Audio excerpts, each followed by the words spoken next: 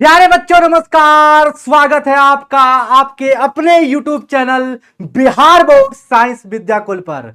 तो सभी प्यारे बच्चों को नमस्कार प्रणाम। सभी को राधे राधे बेटा। खूब ढेर सारी गुड इवनिंग बेटा।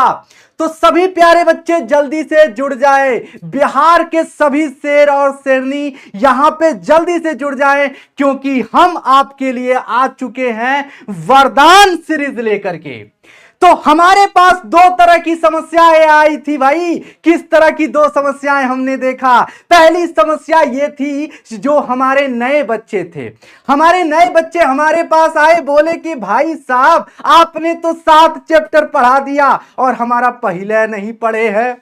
तो पहला समस्या ये था। दूसरी समस्या ये थी कि जो हमारे पुराने बच्चे थे वो 6 चैप्टर पढ़ चुके हैं, लेकिन उन्होंने कहा कि सर आपने 6 चैप्टर तो पढ़ा दिया, लेकिन पीछे का तो हम भूल गए सर, अब हम क्या करें? तो इन दोनों समस्याओं को जड़ से उखाड़ फेंकने का काम हम और हमारी टीम ने पूरी तरह से इंतजाम कर लिया। और हमने ये सोचा क्यों ना हम अपने बच्चों के लिए एक सीरीज तैयार करते हैं, यानी उसका नाम है वरदान सीरीज।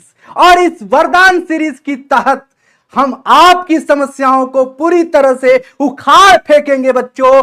आपको आज हमारा साथ देना होगा और मैं तो तुम्हारे साथ हूं, हमारी पूरी की पूरी टीम आपके साथ है। तो आपको घबराना नहीं है, बस एक काम करना है कि आपको अपने टेबल पर बैठ जाना है, टेबल पे नहीं कुर्सी पर, और आपके सामने होना चाहिए टेबल। अगर आपके सामने मम्मी आ रही है खाना लेकर के, तो प्यारे बच्चों आपकी मम्मी से मैं प्रार्थना करता हूं कि आज आपकी मम्मी थोड़ा कम प्यार करेंगी आपसे। प्लीज मैं आपकी मम्मी से एकदम क्षमा मांगना चाहता हूं कि आज आप अपने बेटे से, आप अपनी बेटी से कम प्यार करिएगा, क्योंकि आज मैं आपकी बेटे और आपकी बेटी को पूरे 2 घंटे नचाने वाला हूं, भगाने वाला हूं, दौड़ाने वाला हूं, और साथ में मैं भी भागने वाला हूं अपने प्यारे बच्चों के साथ। तो सभी लोग जल्दी से बोलो कि आगामी परीक्षा के लिए तुम तैयार हो। जैसे हमने पिछले साल हमने हुंकार भरा था और इस बार भी हुंकार भरेंगे। एक बार हमसे प्रण करो, हमसे हमारे प्यारे बच्चे प्रण करेंगे कि यस सर हम आपके साथ हैं और हमें 100 में 100 लाना था और लाएंगे। जिस बार पहली बार आया था, पिछले साल आया था, इस बार भी आएगा। तो प्यारे बच्चों अब शुरुआत करते हैं और सारे बैकलॉग की टेंशन को खत्म करते हैं। बोलो साथ हो लल्लुओ कल्लुओ और पल्लुओ। चलो भाई, तो प्यारे बच्चों ये देखो सुनहरे अक्षर में लिखा है संबंध और फलन, यानी रिलेशन एंड फंक्शन को आज उखाड़ फेंकेंगे किसी भी कीमत पे। आज एक भी पॉइंट छूटने वाला नहीं है। बस मुझसे प्रण ले लो भाई कि आज मुझसे वादा कर दो कि तुम थकोगे नहीं। बस इतना वादा कर दो मेरे लाल, इतना वादा करो, बस इतनी सी बात कर रहा हूं। अगर तुम्हारी मम्मी अगर तुम्हारे सामने है तो मैं उनसे भी बोलना चाहता हूं कि प्लीज 2 घंटे के लिए रुक जाइएगा। आप अपने बच्चों को खाना अभी मत खिलाइएगा, क्योंकि आपका बच्चा सो जाएगा और ये मुझे बड़ी दुखी होगी। चलिए, तो प्यारे बच्चों आज हम लोग कौन कौन से टॉपिक को कवर करने वाले हैं? तो सबसे पहला टॉपिक होगा क्रमित युग्म, जिसको आप ऑर्डर्ड पेयर कहते हो, ठीक है भाई। उसके बाद कार्तीय गुणन, कार्टेशियन प्रोडक्ट। उसके बाद संबंध, हम रिलेशन, सारे संबंधों को आज समझेंगे, पूरे जड़ से उखाड़ फेंकेंगे मेरे भाई। फिर उसके बाद फलन यानी फंक्शन को समझेंगे। उसके बाद द्विआधारी संक्रिया यानी बाइनरी ऑपरेशन। ये सारी चीजें आज क्लियर होने वाली है। और जो भी हमारे यहाँ पे 11th के बच्चे हैं उनके लिए भी बहुत ज्यादा इंपॉर्टेंट, क्योंकि आपके दूसरे चैप्टर में रिलेशन एंड फंक्शन है, और जैसे ही आप कक्षा 12वीं में जाएंगे पहला चैप्टर आपको रिलेशन, फंक्शन, संबंध और फलन मिलने वाला है। तो आपको घबराने की जरूरत नहीं है मेरे लाल। सभी लोग जल्दी से सेशन को शेयर करें, लल्लुओ कल्लुओ और बोलो एक बार पल्लू। एक बार एनालिसिस करते हैं इस चैप्टर की कि क्या इसका आंकड़ा रहा है बिहार बोर्ड का, क्या इसका रहा है, किस तरह के क्वेश्चन देता है। तो भाई 2011 में अगर आंकड़ा देखने को मिला तो ऑब्जेक्टिव क्वेश्चन 3 मार्क्स का पूछा गया। भाई शॉर्ट में नहीं पूछा गया, लॉन्ग में नहीं पूछा गया। यह सीरीज आकर लगातार चलती गई, लेकिन बिहार बोर्ड ने कुछ चेंजेस तो किया। बिहार बोर्ड ने इससे पहले नहीं पूछा था, यहां से 2011 से लेके 16 तक, लेकिन इसने 17 से कुछ तो चेंज किया मेरे प्यारे बच्चों। 17 में क्या किया, 3 मार्क्स का ऑब्जेक्टिव क्वेश्चन और आपके शॉर्ट क्वेश्चन 1 मार्क्स का। ये देखो एक क्वेश्चन शॉर्ट का पूछा गया है, तो कुल मिला जुला के 5 नंबर का पूछा जा रहा है। यहां पे देखिए 2018 में देखिए आंकड़ा बढ़ता जा रहा है, 4 1 5 मार्क्स। तो इस तरह से आप यहां पे देख पा रहे हैं, मोटी मोटा आप यहां पे आंकड़ा लगाएंगे कि इस चैप्टर से आपको मिनिमम 5 मार्क्स के क्वेश्चन पूछे जाते हैं। कितने, 5 से 6 मार्क्स के प्यारे बच्चों। ठीक है, यह बात आपको तैयार होनी चाहिए। ज्यादा से ज्यादा शेयर करो लल्लू अय्या, बोलो भाई। चलो भाई, तो ये हमारे साथ वो साथी हैं जो दिन रात हमारे साथ मेहनत करते हैं, दिन रात मेरे साथ मेहनत करते हैं ऐप पे। और हम लोग हर शनिवार को टेस्ट होता है जिसमें ये हमारे बच्चे हैं, जिसमें अभिषेक फिजिक्स में वीकली टेस्ट में ये प्रथम आए हुए हैं। उसके बाद ये केमिस्ट्री में भी अभिषेक आ गए हैं भाई। सोनी कुमारी बायोलॉजी में आई हुई हैं, और ये लल्ला सनी कुमार। सभी यहां पे जो ऐप के बच्चे होंगे वो इस बच्चे को जानते होंगे, सनी कुमार। तो ये बच्चा लगातार ये टॉप कर देता है ना। और यहां पे हिंदी में भी यही है, और आर्यन जो इंग्लिश में आप देख पा रहे हो। तो ये मैथ में देखो तो इस तरह से यहां पे सिलसिला बनता है, और हमारे बीच, हमारे बच्चों के बीच एक कंपटीशन होता है, एक पॉजिटिव तरीके से हम लोग उसमें काम करते हैं बच्चों। चलिए अब आगे बढ़ते हैं। सबसे पहले आप जल्दी से बता दें कि क्लास को स्टार्ट किया जाए जल्दी से, और हमसे वादा करो मेरे लाल कि कहीं नहीं जाओगे और ज्यादा से ज्यादा शेयर करोगे। पूरे जब तक तोड़ेंगे नहीं और तब तक छोड़ेंगे नहीं। जब मैं तुम्हारे साथ हूं तो तुम क्यों नहीं। आज पूरी तरह से भैया एक चैप्टर खत्म करते हैं ना, ये रोज रोज का टेंशन को खत्म करते हैं भाई साहब, रोज रोज के टेंशन को खत्म करते हैं, क्यों ना। तो जल्दी से आ जाते हैं। सबसे पहला हमारा टॉपिक है क्रमित युग्म क्या होता है। क्रमित युग्म जिसको अंग्रेजी में बोलते हैं बाबू ऑर्डर्ड पेयर। कुछ नहीं, छोटा ब्रैकेट होता है, इसमें 2 एलिमेंट लिखा होता है ए कामा बी, इसी को ऑर्डर्ड पेयर यानी क्रमित युग्म कहते हैं। क्या बोलते हैं भाई, क्रमित युग्म कहते हैं। बोलो बात समझ में आ गई। अगर आपको बात समझ में आ गई तो यहां से एक केस निकलता है। पहली केस ये निकलती है, यदि दो क्रमित युग्म आपस में बराबर हैं। क्रमित युग्म क्या है भाई, बराबर हैं। क्या है, बराबर हैं। तो क्या कंडीशन होती है, दो क्रमित युग्म के बराबर होने की क्या कंडीशन है, क्या शर्त है कि अगर दो क्रमित युग्म ए कामा बी अगर सी कामा डी के बराबर है मेरे लाल, अगर दो क्रमित आपस में बराबर हैं, इसका क्या शर्त है, बोलो जल्दी से सारे प्यारे बच्चे बोलेंगे। पहली शर्त यह है कि जो पहला वाला है ना सर, पहला के बराबर होना चाहिए, यानी ए जो है सी के बराबर होगा। दूसरा जो आपका बी है ना सर, डी के बराबर होना चाहिए। ये हमारा लॉजिक चलता है कि अगर दो क्रमित युग्म, बोलो याद हुआ, दो क्रमित युग्म कब बराबर होंगे, बोलो पहला के बराबर, पहला जो एलिमेंट है पहले के बराबर होगा, दूसरा दूसरे के बराबर होगा, तो हम कहेंगे कि ये दोनों क्रमित युग्म आपस में बराबर होते हैं।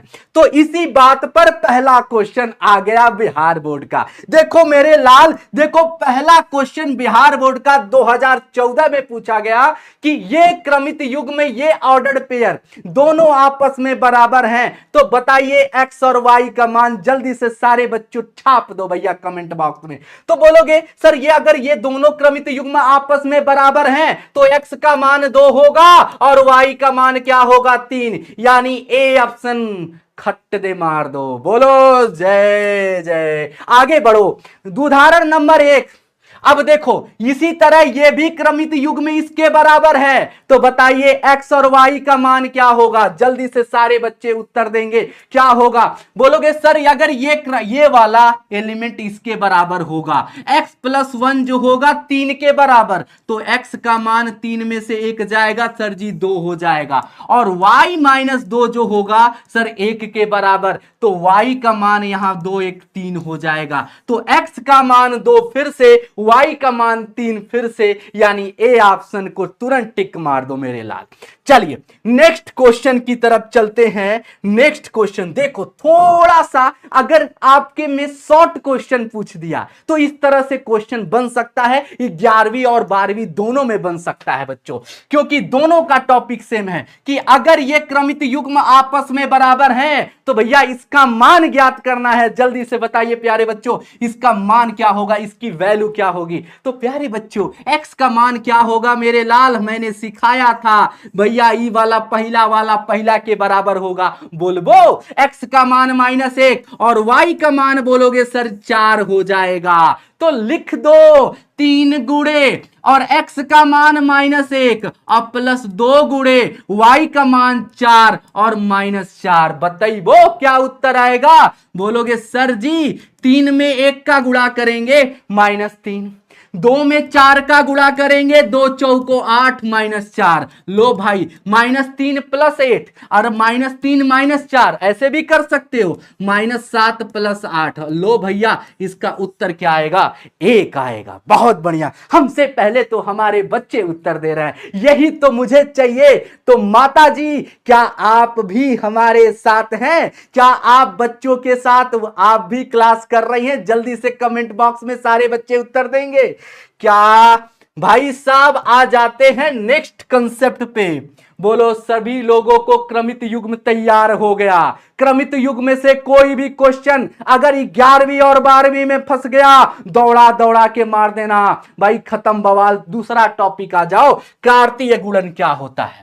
कार्तीय गुणन क्या होता है? तो भाई कार्तीय गुणन इसको अंग्रेजी में बोलते हैं कार्टीजियन प्रोडक्ट। क्या बोलते हैं भाई? Cartesian product. इसको कैसे डिनोट करते हैं, किस तरह से लिखते हैं? बोलोगे sir ji A cross B से, A क्रॉस B से लिखते हैं। ये होता क्या है? Product of 2 non empty set, यानी 2 अरिक्त समुच्चयों का गुणनफल जो होता है वो क्या कहलाता है? कार्तीय गुणन कहलाता है। आइए सर एक उदाहरण लेते हैं और इसको स्वाहा करते हैं सर। माना कि A बराबर आपको एक समुच्चय दिया है 1,2 और आपको एक समुच्चय B दिया है 3,4 और आपसे पूछ रहा है प्यारे बच्चों बताइए कि A क्रॉस B क्या होगा? सारे बच्चे जल्दी से उत्तर देंगे। तो कैसे करोगे? A क्रॉस B कैसे करोगे लल्लुओ? बोलोगे सर जी 1,3, सबसे पहला 1,3 होगा, फिर 1 कामा क्या होगा सर 4 होगा, फिर 2 कामा क्या होगा सर 3 होगा, फिर 2 कामा क्या होगा मेरे लाल? बोलोगे सर 4 होगा। बोलो स्वाहा। तो ये रहा आपका A क्रॉस B। तो अगर कोई पूछता है, और डरना नहीं है, अंग्रेजी से नहीं डरना है तुम्हें। अगर तुमसे कोई पूछे व्हाट इज कार्टेशियन प्रोडक्ट, बोलो the product of 2 non empty set. अगर हिंदी में कोई पूछ दे तुमसे अगर, तो भी उसमें डरना, 2 अरिक्त समुच्चयों का गुणनफल जो कहलाता है क्या? कार्तीय गुणनफल, है ना, कार्टेशियन प्रोडक्ट। बात समझ में आ गई? बोलोगे हाँ जी सर। इसी में से एक उदाहरण और लेते हैं और इसको समझने का प्रयास करते हैं। मान लिया कि A बराबर एक समुच्चय है यस नाम से है और मान लिया K नाम से है, यस और K, और B एक समुच्चय है मान लिया P और मान लिया D है। तो भैया इसका बताइए कार्तीय गुणन क्या होगा? A क्रॉस B बताइए क्या होगा? तो S कामा P होगा। बोलोगे हाँ जी सर। X कामा D होगा, फिर क्या होगा? K कामा P होगा, फिर क्या होगा? K कामा D होगा। बोलो स्वाहा है, बोलो स्वाहा है। आगे बढ़ा जाए सर। आगे बढ़ा जाए। सर कार्तीय गुणन क्लियर हो गया क्या? हर एक बच्चे को क्लियर हो गया? बोलो बोलो लल्लुओ कल्लुओ पल्लुओ, कुछ भी कंसेप्ट छूटेगा नहीं मेरे लाल, कुछ भी छूटेगा नहीं।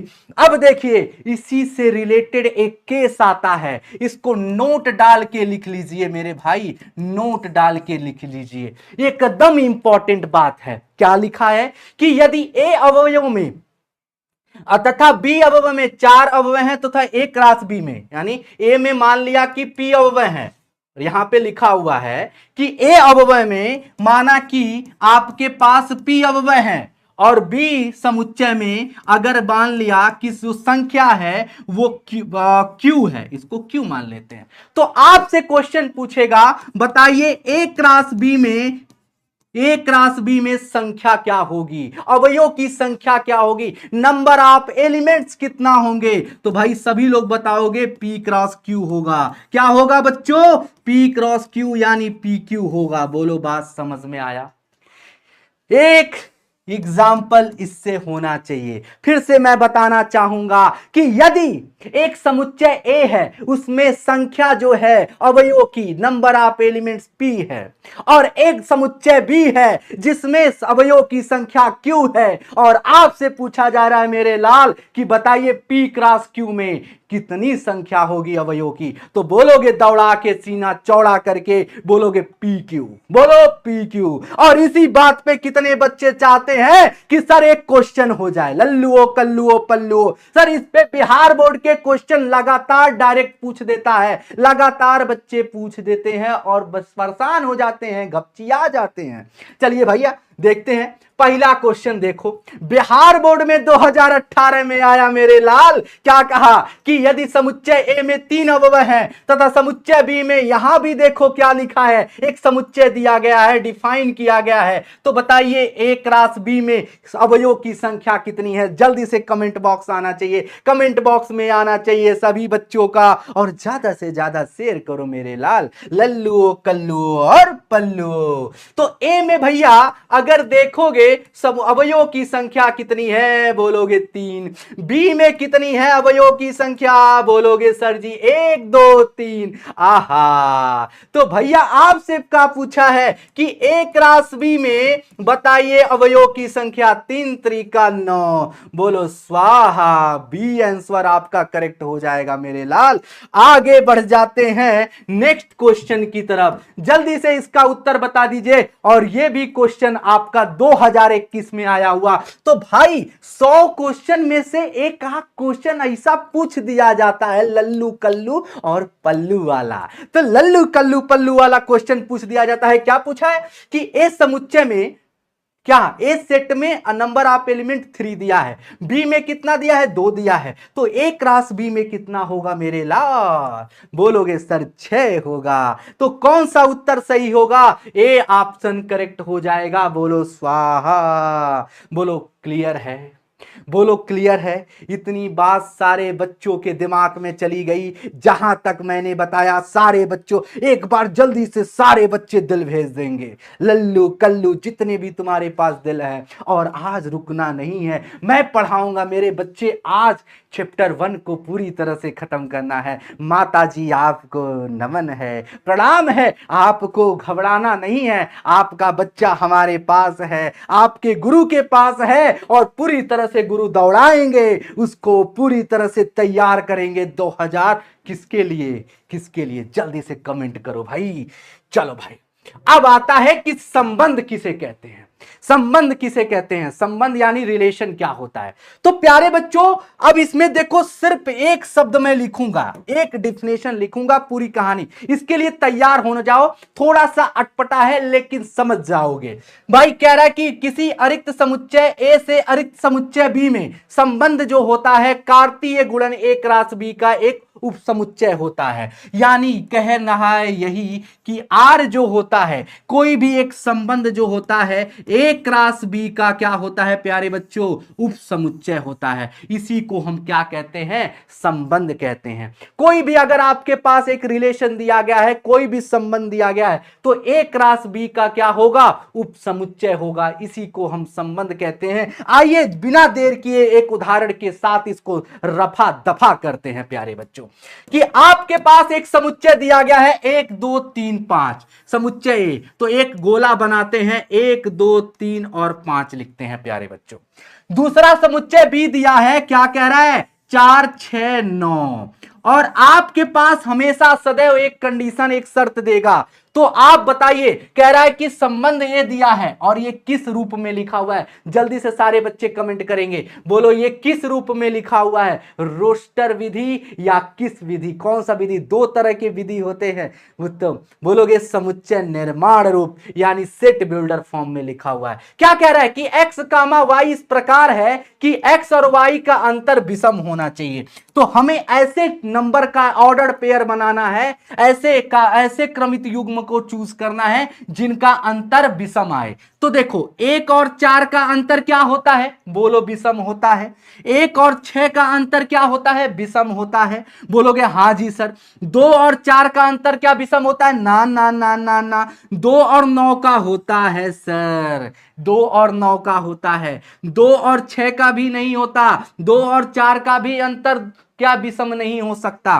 क्या 3 और 4 का होता है, हां सर। क्या 3 और 6 का होता है, नहीं सर। 3 और 9 का होता है, नहीं सर। 5 कामा 4 का होता है, 5 कामा 6 का होता है, 5 कामा 9 का नहीं होता है। तो हमारे पास ये जो संबंध दिया गया है, ये संबंध क्या निकल के आया भाई, 1 कामा 4, बोलोगे हां जी सर। 1 कामा 6, बोलोगे हां जी सर। 2 कामा 9, बोलोगे हां जी सर। और 2 के साथ और कोई ऑर्डर पेयर, 3 कामा 4, बोलोगे हां जी सर। उसके बाद 3 कामा 4 के बाद क्या बना है भाई, 5 कामा 6, 5 कामा 6, फिर 5 कामा के साथ क्या है, 5 कामा 4 भी बना हुआ है, 5 कामा 4 बना हुआ है। तो आप यहां पे देखोगे प्यारे बच्चों, यहां पे देखो ये जो आर बना है, ये संबंध जो बना है वो क्या बना है, इसका ए क्रॉस बी का उपसमुच्चय है। उपसमुच्चय का मतलब उसका सदस्य है। इसी को हम क्या कहते हैं भाई, क्या कहते हैं, बोलोगे सर संबंध कहते हैं। अब आइए आगे बढ़ते हैं। अच्छा जल्दी से एक कंसेप्ट को पढ़ लेते हैं जल्दी से। और ये कंसेप्ट क्या है कि यदि एक समुच्चय ए में नंबर ऑफ एलिमेंट पी है, अगर एक समुच्चय ए दिया है और उसमें अगर अवयव की संख्या पी है प्यारे बच्चों, और अगर बी समुच्चय है और इसमें अगर आपको अवयव की संख्या क्यू दिया गया है, तो आपसे अगर क्वेश्चन पूछा गया बताइए ए क्रॉस बी में बताइए कुल संबंधों की संख्या। अब की पारी क्या पूछा गया, कुल संबंधों की संख्या अगर पूछी जा रही है तो 2 के घात क्या होती है प्यारे बच्चों, पी क्यू होती है। 2 के घात क्या होती है, पी क्यू भी होती है। 2 के घात पी क्यू होती है। हाँ प्यारे बच्चों कह रहे हैं कि 3 कामा 6 भी होता है, तो 3 कामा 6 भी हो जाएगा। यहां पे 3 कामा 6 भी होगा। ये सारे के सारे संबंध ए क्रॉस बी के उपसमुच्चय होंगे। चलिए आगे बढ़ जाए। तो ए क्रॉस बी में अगर आपसे प्रश्न पूछ दिया कि भैया बताइए कि ए क्रॉस बी में संबंधों की संख्या कितनी होगी, नंबर ऑफ रिलेशन क्या होगा, तो 2 के पावर पी क्यू। अब इससे भैया बिहार बोर्ड में कई तरह के क्वेश्चन आते हैं, कई बार आए हुए हैं। जैसे देखो पहला क्वेश्चन, ए बराबर 1 कामा 2 कामा 3 दिया गया है।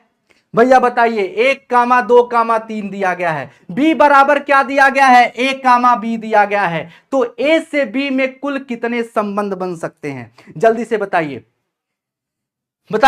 ए क्रॉस बी में, ए से बी में कुल कितने संबंध बन सकते हैं, जल्दी से भैया बताइए। बोलोगे सर जी ए में कितने हैं भाई, बोलोगे सर जी 3 हैं। बी में कितने हैं नंबर ऑफ एलिमेंट, बोलोगे 2 हैं। तो भैया 2 के पावर पी क्यू, 3 दूनी 6 हो जाएगा। और 2 के घात 6 का मतलब क्या होता है, बोलोगे सर 2 गुणे 2 गुणे 2 गुणे 2 6 बार, और 2 दूनी 4, 4 दूनी 8, 8 दूनी 16, 16 दूनी 32, 32 दूनी 64, यानी सी ऑप्शन आपका करेक्ट हो जाएगा। बोलो बात सही है या नहीं, बोलो बात सही है या नहीं, बोलो जल्दी से शेयर करो मेरे लाल। अब आगे बढ़ते हैं नए कंसेप्ट की तरफ। एक क्वेश्चन और आपके लिए, ये क्वेश्चन भी बिहार बोर्ड में आया हुआ 2018 में मेरे भाई। क्या कह रहा है कि एक समुच्चय दिया हुआ है, एक समुच्चय ए बराबर दिया है 1,2,3। तो बताइए ए से ए में कुल कितने संबंध संभव हैं, कुल कितने संबंध संभव हैं, जल्दी से बताइए प्यारे बच्चों।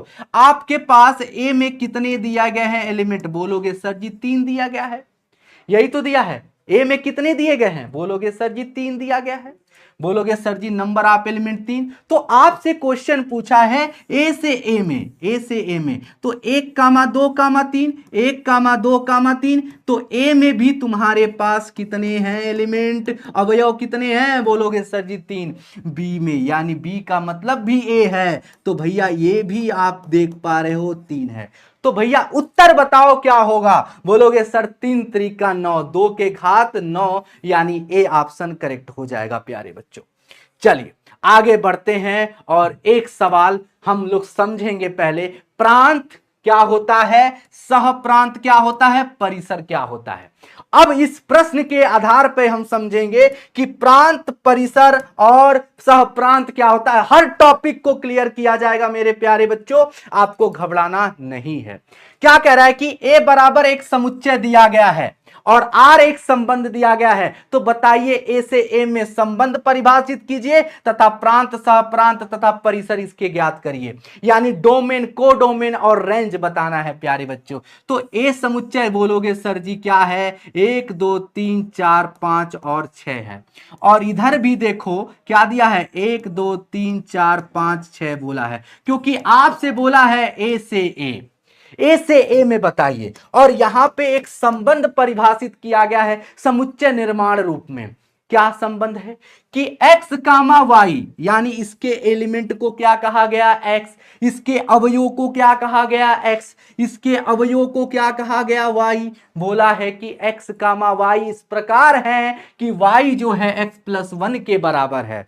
तो भाई x कामा y तो हम बनाते हैं संबंध, अब हम रोस्टर रूप में, है ना, संबंध परिभाषित करते हैं प्यारे बच्चों। तो भैया कह रहा है कि अगर x की वैल्यू 1 डालो, जैसे ही 1 पुट करोगे तो 1 + 1 y का मान क्या आएगा, 2 आएगा। तो 1 कामा बोलोगे सर 2 हो जाएगा। जैसे ही x का मान 2 डालोगे मेरे प्यारे बच्चों, बताइए क्या आएगा, 3 आएगा। बोलिए बोलिए होगा कि नहीं, 2 कामा क्या होगा 3, और 3 पुट किया तो 4 आएगा। बोलो बात सही है कि नहीं, 3 और +1 4 मिलेगा, बोलो हाँ। और जैसे ही 4 तुमने पुट किया तो तुम्हें क्या मिलेगा मेरे लाल, बोलोगे सर 5 मिलेगा। और जब तुमने 5 पुट किया तो तुम्हें मिलेगा 6। क्या तुम 6 भी पुट करोगे, नहीं, जैसे ही 6 पुट करोगे तुम्हें क्या मिलेगा 7, और 7 आप देख रहे हो समुच्चय में है ही नहीं, तो बस यहीं बंद कर देंगे। और आप बताइए जल्दी से, आपसे प्रश्न पूछा जा रहा है, सारे बच्चे कमेंट करके बताएंगे, बताइए इसमें प्रांत क्या है, डोमेन क्या है। आपको कई बार बताया गया है डोमेन वो होता है, प्रांत वो होता है समुच्चय ए के सारे अवयव जो संबंध में है। समुच्चय ए के वो सारे अवयव जो संबंध में है उन्हें क्या कहा जाता है, बोलोगे प्रांत कहा जाता है। तो 1 कामा 2 कामा 3 कामा 4 कामा 5, बोलोगे हाँ जी सर, बात समझ में आ गई। और आपसे अगर पूछा जाए बताइए सह प्रांत क्या होता है, कोडोमेन क्या होता है प्यारे बच्चों, सारे बच्चे जल्दी से उत्तर देंगे, बताइए। सह प्रांत समुच्चय बी के सारे अवयव चाहे संबंध में हो या ना हो, वो सभी के सभी क्या कहलाते हैं बच्चों, सह प्रांत कहलाते हैं। तो बोलोगे सर जी 1 कामा 2 कामा 3 कामा 4 कामा 5 कामा 6, लो खत्म हुई गवा, है ना। और आपसे पूछ रहा है बता दीजिए परिसर क्या होगा, परिसर इसमें बताइए क्या होगा, रेंज क्या होगा, ऐसे क्वेश्चन पूछ दिए जाते हैं। परिसर आपसे बताइए परिसर क्या होगा, परिसर इसमें क्या होगा, जल्दी से। समुच्चय बी के, सेट बी के सारे एलिमेंट जो आपके संबंध में हो। तो कौन कौन से संबंध में हैं, 2 है, 3 है, 4 है, 5 है, 6 है।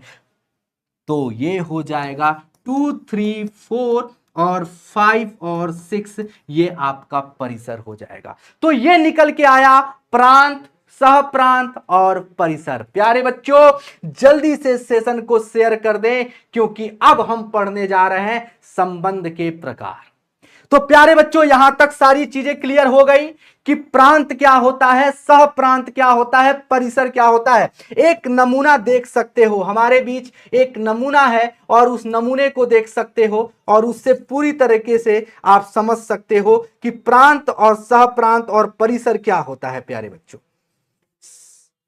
चलिए ये देखिए, तो आपको मैंने क्या बताया, प्रांत क्या होता है। प्रांत वो होता है सेट ए के सारे एलिमेंट, सेट ए के सारे एलिमेंट जो रिलेशन में है उन्हें क्या बोला जाता है, बोलोगे डोमेन यानी प्रांत बोला जाता है। बात समझ में आ रही है। सेट बी के सारे एलिमेंट, सेट बी के समुच्चय बी के सारे अवयव क्या कहलाते हैं, कोडोमेन यानी सह प्रांत कहलाते हैं। प्यारे बच्चों क्या कहलाते हैं, सह प्रांत कहलाते हैं। बोलोगे हां जी सर। और सेट बी के वो एलिमेंट, समुच्चय बी के वो समुच्चय बी के वो अवयव जो भाई समुच्चय ए से संबंध रखते हैं उन्हें क्या कहते हैं, अंग्रेजी में रेंज यानी परिसर कहते हैं। प्यारे बच्चों क्या कहते हैं, परिसर। बोलो बात समझ में आ गई, बोलो बात समझ में आ गई, बोलो बोलो बोलो बोलो बात समझ में आ गई कि नहीं।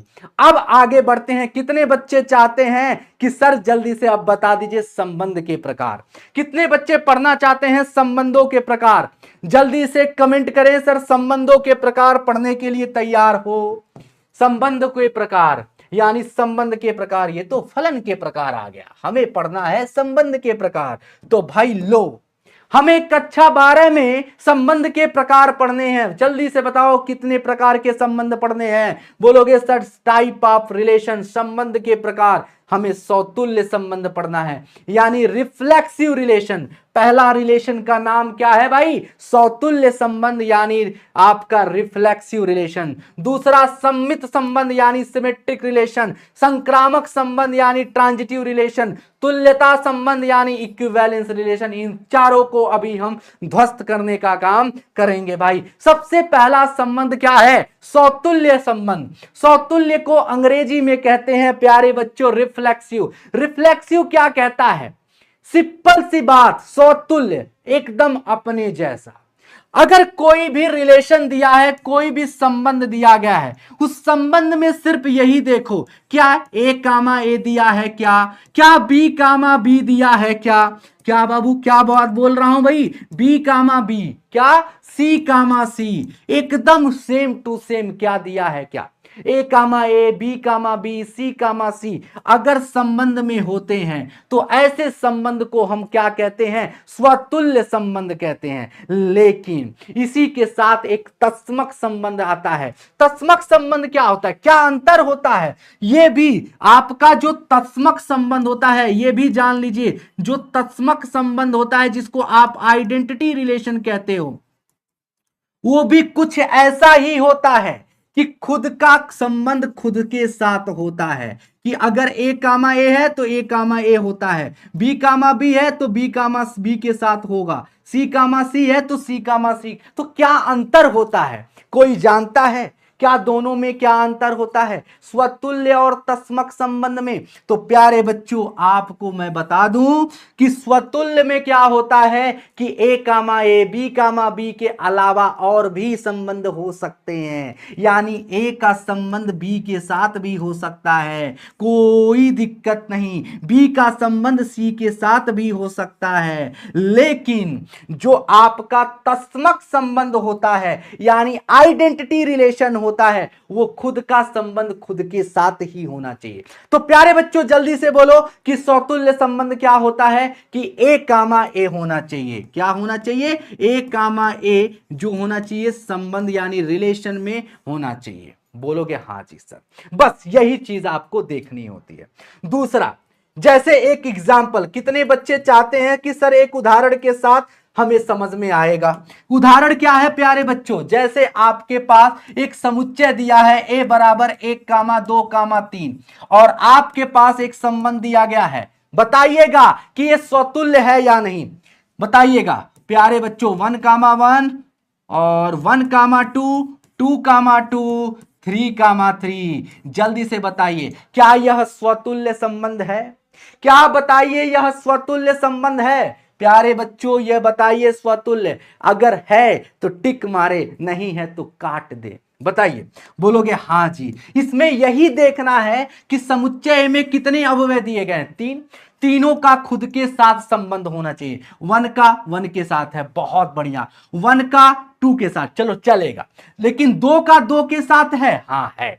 3 का 3 के साथ है, यस, ये स्वतुल्य है। एक उदाहरण और आप बताइएगा क्या ये संबंध जो है, क्या ये जो संबंध है स्वतुल्य है? जल्दी से सारे बच्चे कमेंट करेंगे। 1,1, 1,2, 2,3 और 3,3। चलिए बताइए क्या ये स्वतुल्य संबंध होगा? क्या ये स्वतुल्य संबंध होगा प्यारे बच्चों? जल्दी से बताइए क्या ये स्वतुल्य संबंध होगा? जल्दी से कमेंट करके बताइए जो आपका दूसरा संबंध है वो क्या स्वतुल्य होगा ना?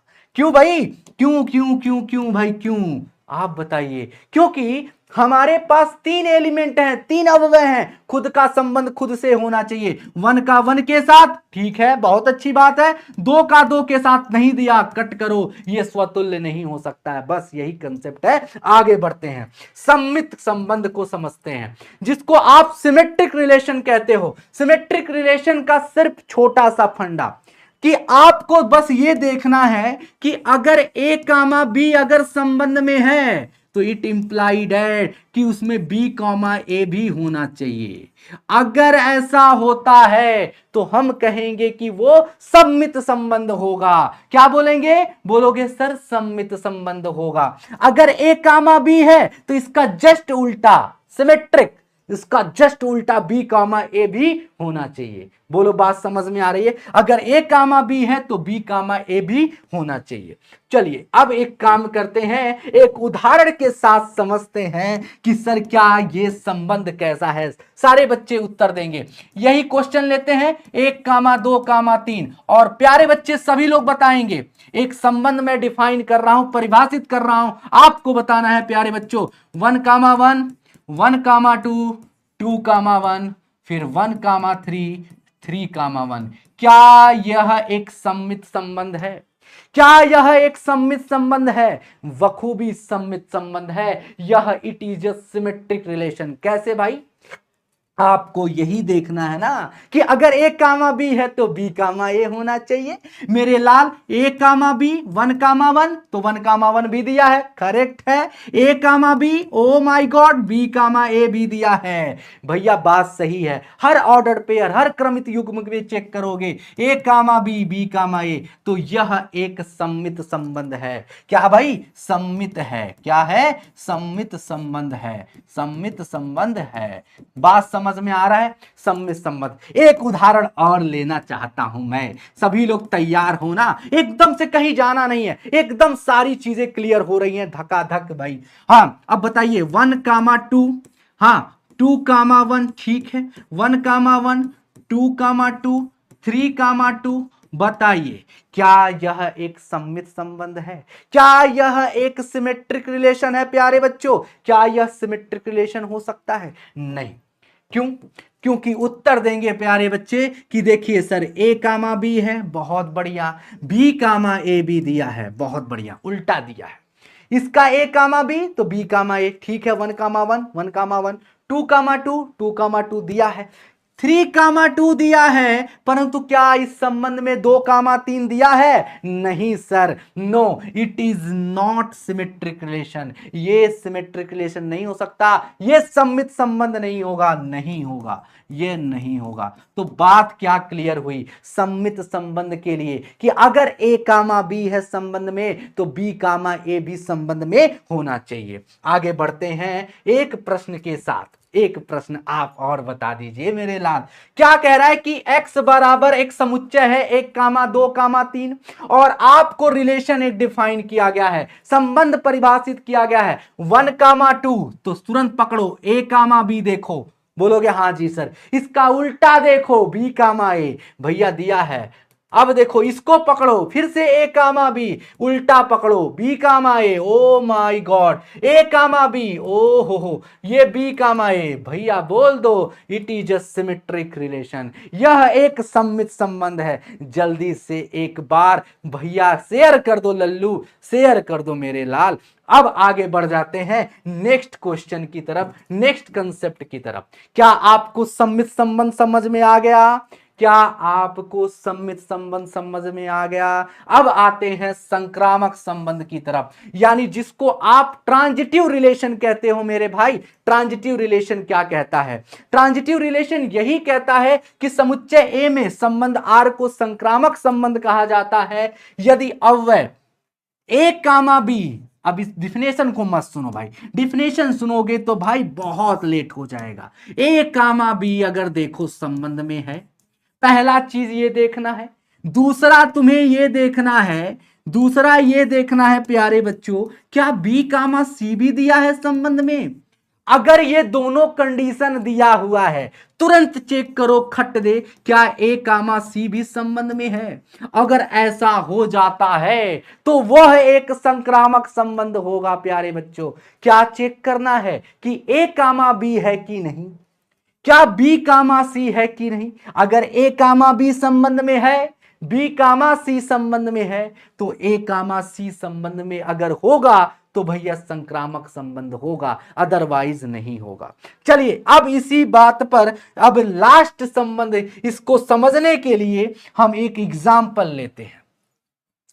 चलिए एक उदाहरण, वही उदाहरण ताकि आप सबको समझ में आ जाए कि 1 कामा 2 कामा 3 दिया हुआ है और आपके पास एक संबंध में परिभाषित कर रहा हूं। सारे बच्चे उत्तर देंगे कि 1 कामा 2, 2 कामा 3। प्यारे बच्चों सभी लोग उत्तर बताइएगा, ये कैसा संबंध है, ये कैसा संबंध है प्यारे बच्चों, जल्दी से उत्तर बताइए। बताओ बताओ बताओ मेरे लाल, मेरे लाल, एकदम से परेशान नहीं करना है, एकदम परेशान नहीं होना है। बताइए बताइए बताइए कौन सा संबंध है? बोलोगे मेरे भाई देखो ये ए कामा बी दिया हुआ है, बहुत अच्छी बात, ठीक है ठीक है, डन डन डन। तुरंत तुम्हें क्या सोचना है संक्रामक के लिए? B comma C. अच्छा B comma C, oh my god. अच्छा अगर जैसे ही ये दिखे तुरंत देखो क्या 1 कामा 3 है कि नहीं, मतलब ए कामा सी है कि नहीं। अगर तीनों कंडीशन आपको मिल जाती है तो बोलोगे यह एक संक्रामक संबंध है। यह क्या है? बोलो संक्रामक है। It is a transitive relation. क्या है? बोलोगे सर संक्रामक है। अच्छा एक उदाहरण और लेते हैं और आप बताइएगा क्या यह संक्रामक है कि नहीं। प्यारे बच्चों 1 कामा 2, 2 कामा 3, अब यहां पे आपको दे दिया 1 कामा मान लिया 1 और आपको दे दिया 2 कामा 2। अब बताइए क्या ये कैसा संबंध है? कैसा संबंध है प्यारे बच्चों, जल्दी से उत्तर दीजिए, कैसा संबंध है? बोलोगे सर जी ये आपका संक्रामक नहीं है। देखिए ए कामा बी दिया है, बी कामा सी दिया है, लेकिन ए कामा सी नहीं दिया है, इसलिए यह एक संक्रामक संबंध नहीं होगा। बात समझ में आ गई? अगर बात समझ में आ गई तो लास्ट आपके पास है, आपके पास है प्यारे बच्चों तुल्यता संबंध। तुल्यता संबंध क्या होता है, कितने बच्चे जानते हैं? तुल्यता संबंध यानी जिसको आप अंग्रेजी में बोलते हो इक्विवेलेंस रिलेशन। इक्विवेलेंस रिलेशन क्या होता है? तुल्यता संबंध क्या होता है? तुल्यता संबंध के लिए आपको बस इतना जानना है कि वो संबंध जो स्वतुल्य भी हो, क्या स्वतुल्य भी हो, सम्मित भी हो और साथ में संक्रामक भी हो। स्वतुल्य, सम्मित तथा संक्रामक भी हो, ऐसे संबंधों को क्या कहा जाता है? संक्रामक संबंध कहा जाता है, यानी transitive relation, sorry equivalence relation कहा जाता है, सॉरी इक्विवेलेंस रिलेशन यानी तुल्यता संबंध कहा जाता है। चलिए आगे बढ़ते हैं और इस पे सवालों का श्रृंखला स्टार्ट करते हैं जो आपके बिहार बोर्ड में आए हुए हैं। सारे बच्चे जल्दी से अप हो जाओ, सभी लोग उत्तर देने के लिए तैयार हो जाओ। ये सबसे पहला प्रश्न, संबंध आर आपको दिया गया है, ये किस प्रकार का संबंध है? 2020 में पूछा गया। कैसा संबंध है? सभी लोग सोच के बताइएगा, सोच के बताइएगा प्यारे बच्चों। बोलोगे सर जी पहले स्वतुल्य के लिए देखते हैं, तो 1,1 दिया है, ठीक है, 2,2 दिया है, 3,3 दिया है, ठीक है, 1,2 दिया है, 2,1 दिया है। तो यहां से पता चलता है कि A, है, B, है और C, है। ये तो बात समझ में आ गया कि ये स्वतुल्य है, रिफ्लेक्सिव है। साथ में आप देखो A, B, भी दिया है। तो ये कैसा संबंध होगा? बोलोगे स्वतुल्य के साथ साथ ये सम्मित भी होगा। It is reflexive and symmetric relation, यानी स्वतुल्य और आपका सम्मित दोनों हो जाएगा। चलिए अब आगे हम बढ़ते हैं। नेक्स्ट क्वेश्चन बताइए। नेक्स्ट क्वेश्चन क्या कह रहा है कि आप ये संबंध बताइए, ये किस तरह का संबंध है? जल्दी से बताइए प्यारे बच्चों, ये संबंध किस प्रकार का है? संबंध आर दिया गया है, 1,2, 2,3, 1,3 किस प्रकार का संबंध है? स्वतुल्य, सम्मित, संक्रामक और एंटीसिमेट्रिक। बताइए कौन सा हो जाएगा?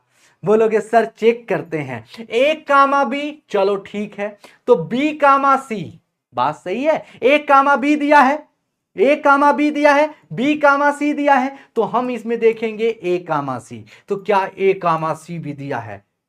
भाई सबसे पहले स्वतुल्य के लिए देखेंगे। स्वतुल्य की परिभाषा ये है कि A, होना चाहिए, B, होना चाहिए। 1,1, 2,2 दिया ही नहीं, स्वतुल्य होगा ही नहीं।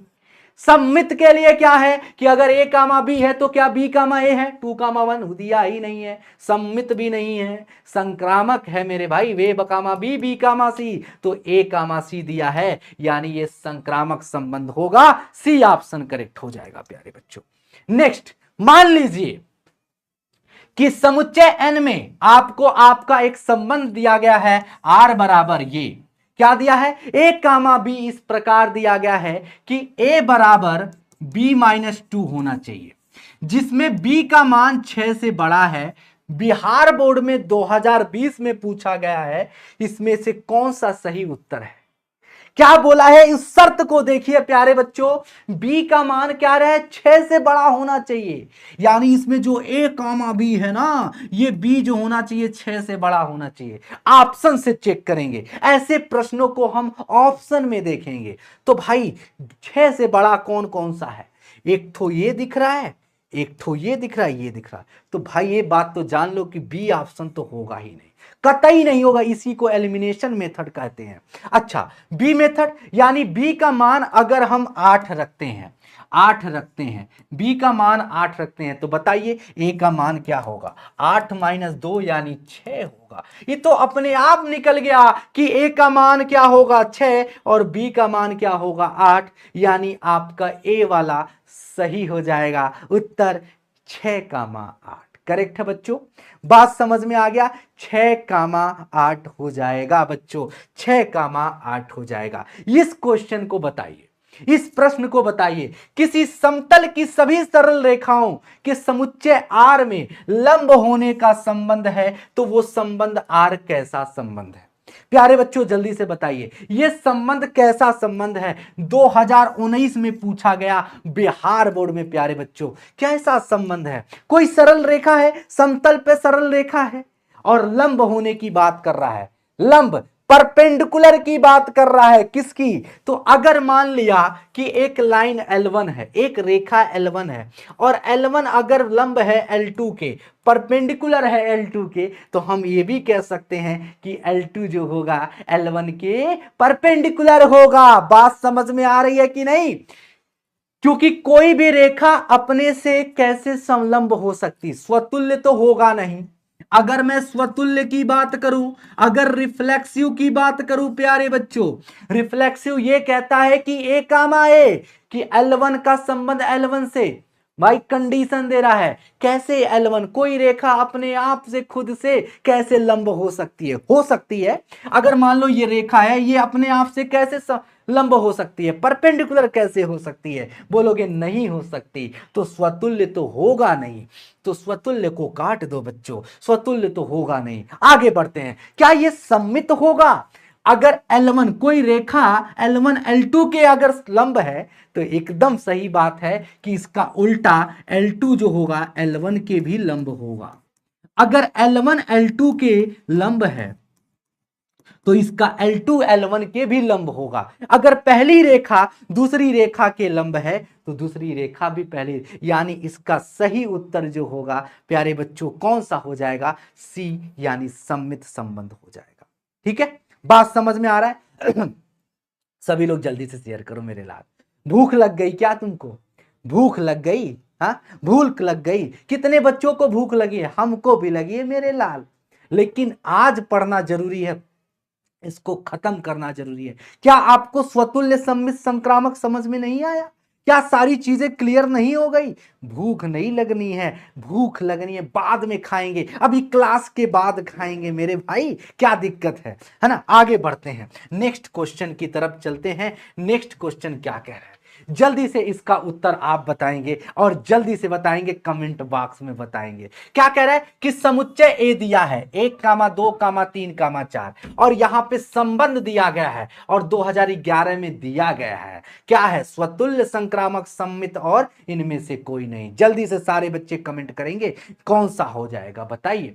समुच्चय ए में क्या दिया है? 1, 2, 3, 4।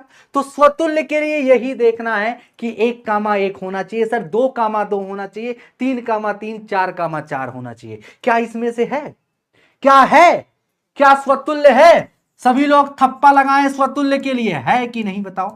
क्या A, A ऐसी कोई कंडीशन दिख रही है संबंध में? अगर यहां पे 1 है तो 1, 1 दिखा ना? क्या 2, 2 दिखा ना? क्या 3, 3 दिखा ना? क्या 4, 4 नहीं दिखा? स्वतुल्य तो होगा ही नहीं। क्या सम्मित है? सम्मित के लिए थप्पा लगाओ प्यारे बच्चों, क्या सम्मित है? सम्मित के लिए क्या कंडीशन है कि अगर ए कामा बी है, अगर राम श्याम का भाई है तो श्याम भी राम का भाई होगा, ऐसी कंडीशन होती है ना प्यारे बच्चों। बी कामा ए, बोलोगे हाँ जी सर, तो बी कामा ए, क्या 1, 3 है तो 3, 1 दिया है। चलो ठीक है, एक पॉइंट पे टिक मार देते हैं। चलो बहुत बढ़िया। 4, 2 है तो 2, 4 दिया है। वाह वाह वाह वाह वाह वाह वाह वाह वाह बेटा। 2, 3 दिया है, लेकिन क्या इसमें 3, 2 दिया है? नहीं दिया है, तो भाई सम्मित भी नहीं होगा। क्या ये संक्रामक होगा प्यारे बच्चों? क्या ये संक्रामक होगा? आप बताइए, क्या संक्रामक भी होगा? बताइए, बोलोगे सर जी संक्रामक के लिए हम चेक करते हैं। संक्रामक का क्या परिभाषा होता है प्यारे बच्चों? कि अगर ए कामा बी दिया है और बी कामा सी दिया है संबंध में, तो हमारे पास क्या होना चाहिए लल्लू? ए कामा सी भी संबंध में होना चाहिए। यही तो परिभाषा होती है। तो भाई देखो, 1, बी, सब मिटा दो, सब कुछ मिटा दो। हाँ देखो भाई, ए कामा बी, चलो बहुत बड़ी बात। तो देखो तुरंत बी कामा सी, चलो मैं मान लेता हूं ये बी कामा सी है, मान लेता हूं ये बी कामा सी है, मान लेता हूं। तो क्या देखो ए कामा सी है? आप सही सही बताना, ईमानदारी के साथ बताना, दिया है? नहीं दिया है ना मेरे भाई। तो भैया ये न सम्मित होगा, न स्वतुल्य होगा, ना ही संक्रामक होगा। It is neither reflexive nor symmetric, और ना ही आपका ट्रांजिटिव। खत्म बवाल, ये आपका कोई नहीं होगा। डी ऑप्शन करेक्ट होगा प्यारे बच्चों। बहुत इंपॉर्टेंट सवाल है भाई, बहुत इंपॉर्टेंट सवाल। ठीक है, तो इस तरह के सवाल आपके एग्जाम में आते हैं मेरे भाई, और आप वहां पे नहीं समझिएगा, गड़बड़ा जाइएगा मेरे भाई। तो अब आते हैं फलन की तरफ। सब लोग तैयार हैं फलन पढ़ने के लिए? यानी हमने क्रमित युग्म खत्म कर दिया, हमने खत्म कर लिया कार्टेशियन प्रोडक्ट, हमने समझ लिया संबंध और संबंध के चारों प्रकार जो आपके एग्जाम में आते हैं। अब हमें समझना है फलन के बारे में। सभी लोग तैयार हैं? फलन क्या होता है इसको समझने के लिए सब तैयार हैं? फलन क्या होता है? फलन को अंग्रेजी में बोलते हैं, बोलोगे सर फंक्शन बोलते हैं। फलन को अंग्रेजी में क्या बोलते हैं प्यारे बच्चों? सभी लोग जल्दी से शेयर करो मेरे लाल, शेयर करो मेरे लाल। फलन को अंग्रेजी में क्या बोलते हैं? सभी लोग अंग्रेजी में बोलोगे सर फंक्शन बोलेंगे। फंक्शन होता क्या है? फंक्शन की डिफिनेशन यही है, फलन की परिभाषा यही है। सब लोग ध्यान से सुनो। समुच्चय ए के प्रत्येक अवयव, समुच्चय ए के प्रत्येक अवयव का केवल एक संबंध होना चाहिए, है ना?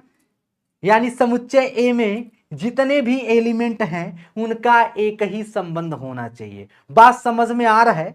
यानी प्रत्येक अवयव का केवल एक संबंध होना चाहिए। ऐसे संबंधों को, ऐसे फलन को, ऐसे संबंध को फलन कहा जाता है। देखो समुच्चय ए यहां पे दिया हुआ है, इसको सेट ए कहा जाता है। सेट ए में कितने एलिमेंट है बच्चों? बोलोगे सर 3 है। तीनों का कहीं ना कहीं संबंध है, तो ऐसे संबंध को हम क्या कहेंगे प्यारे बच्चों? बोलोगे सर जी फंक्शन कहेंगे, फलन। देखो ए का संबंध किसके साथ है? 1 के साथ है। बी का किसके साथ है? 2 के साथ। सी का किसके साथ है? 3 के साथ। तो ऐसे फंक्शन को, ऐसे संबंध को हम फंक्शन।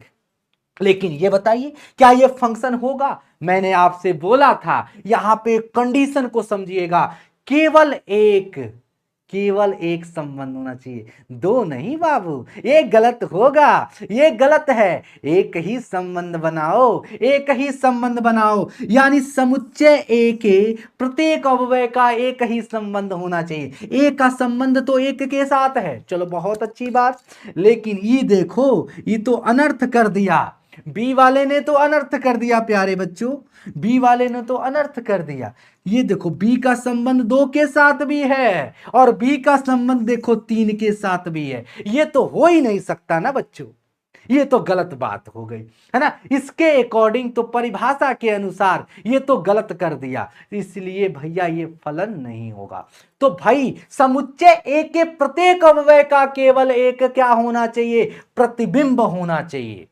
बात समझ में आ रहा है? अगर इसका रियल डिफिनेशन देखा जाए तो क्या होता है? समुच्चय ए के प्रत्येक अवयव का केवल एक प्रतिबिंब होना चाहिए, यानी एक लोगों के साथ संबंध होना चाहिए। ऐसे संबंध को फलन कहा जाता है। ए का प्रतिबिंब कौन है? 1, यानी ए का इमेज कौन है? 1। बी का इमेज क्या है? 2, केवल एक प्रतिबिंब। सी का इमेज क्या है? 3, एक प्रतिबिंब। बात समझ में आ रहा है? तो ए का प्रतिबिंब, ये सारे क्या कहलाएंगे? प्रतिबिंब कहलाते हैं। क्या कहलाते हैं प्यारे बच्चों? प्रतिबिंब। अंग्रेजी में इसको इमेज कहते हैं। क्या कहते हैं? इमेज कहते हैं। अच्छा, इसी में दूसरा कंसेप्ट भी जान लीजिए। अच्छा, पूर्व प्रतिबिंब क्या होता है? पूर्व प्रतिबिंब वो होता है कि 1 का संबंध, अगर ये उसी का उल्टा, 1 का पूर्व प्रतिबिंब क्या है? ए, इसका 2 का पूर्व प्रतिबिंब बी, 3 का पूर्व प्रतिबिंब सी। चलिए आगे बढ़ जाते हैं। फलन को आपने समझ लिया और इसी बात पर अब हम समझते हैं फलन के प्रकार। फलन के प्रकार कितने होते हैं प्यारे बच्चों? फलन के 4 प्रकार होते हैं। एक फलन, जिसको आप 1-1 फंक्शन कहा जाता है। क्या कहा जाता है? 1-1 फंक्शन। दूसरा है आच्छादक फलन, यानी ऑन टू फंक्शन। क्या बोला जाता है प्यारे बच्चों? ऑन टू फंक्शन कहा जाता है। तीसरा होता है बहुएक फलन, जिसको मेनी वन फंक्शन कहा जाता है। और चौथा है आपका अंतःक्षेपी, यानी इनटू फंक्शन। तो प्यारे बच्चों सभी लोग बताइए, हमें कक्षा 12 में कितने फलन के बारे में चर्चा करना है? 4 फलन के बारे में। एक आच्छादक, एक मतलब 1-1, आच्छादक मतलब ऑन टू, बहुएक मतलब मेनी वन, अंतःक्षेपी यानी इनटू फंक्शन। तो सारे बच्चे तैयार हैं फलन के प्रकार पढ़ने के लिए?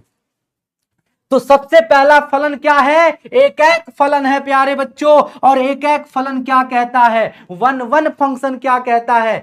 क्या कहता है कि प्रत्येक अवयव का केवल एक ही प्रतिबिंब होना चाहिए।